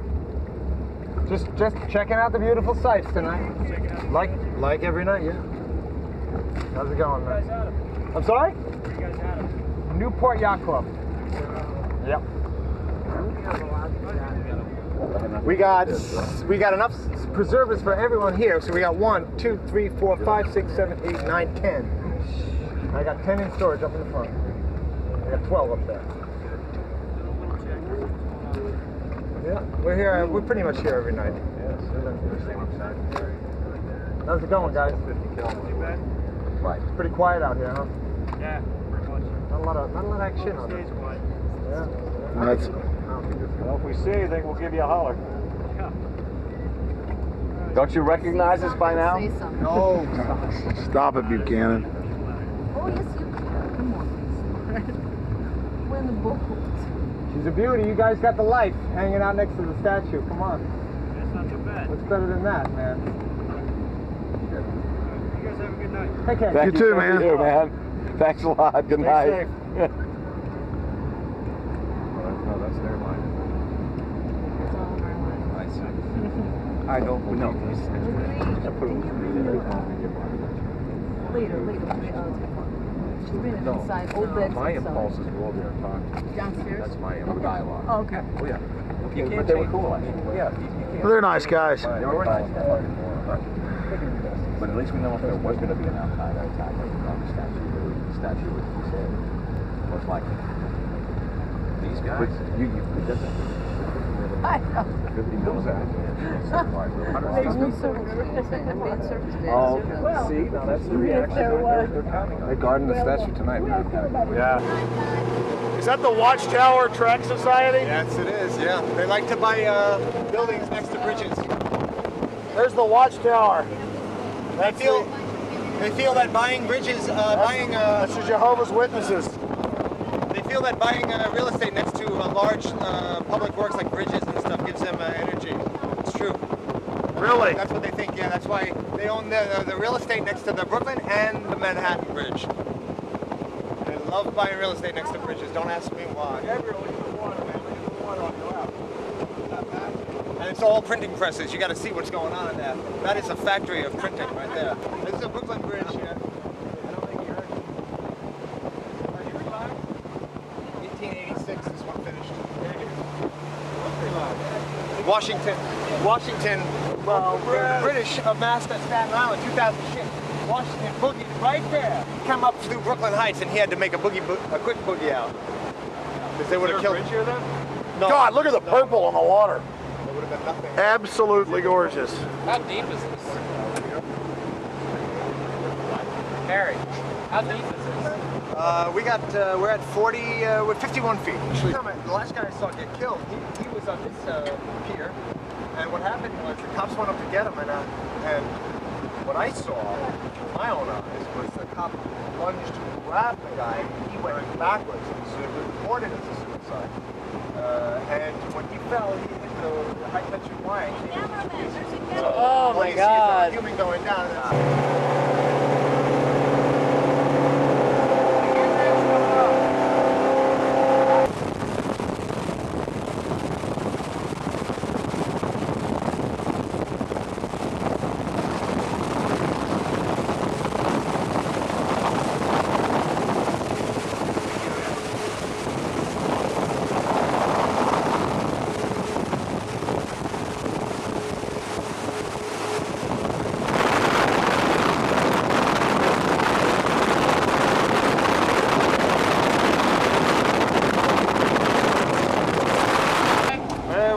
Just a nice time. How are you doing tonight? How you doing? What are you doing? We're traveling around, having a fun time, enjoying the convention. How are you guys doing? Okay, good. Yep. You guys drinking? Beautiful. Sorry? That lights. Okay. And we were just sitting out here. All right, try to put it on, please.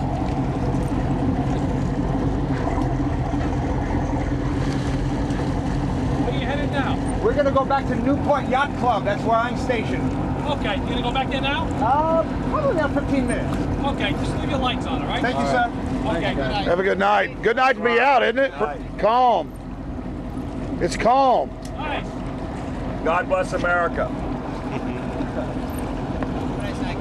See you later. I'm going to crack you. I didn't even think about this. That's what God bless America. These guys don't like it. All in all, we had a great time in New York, despite the police state.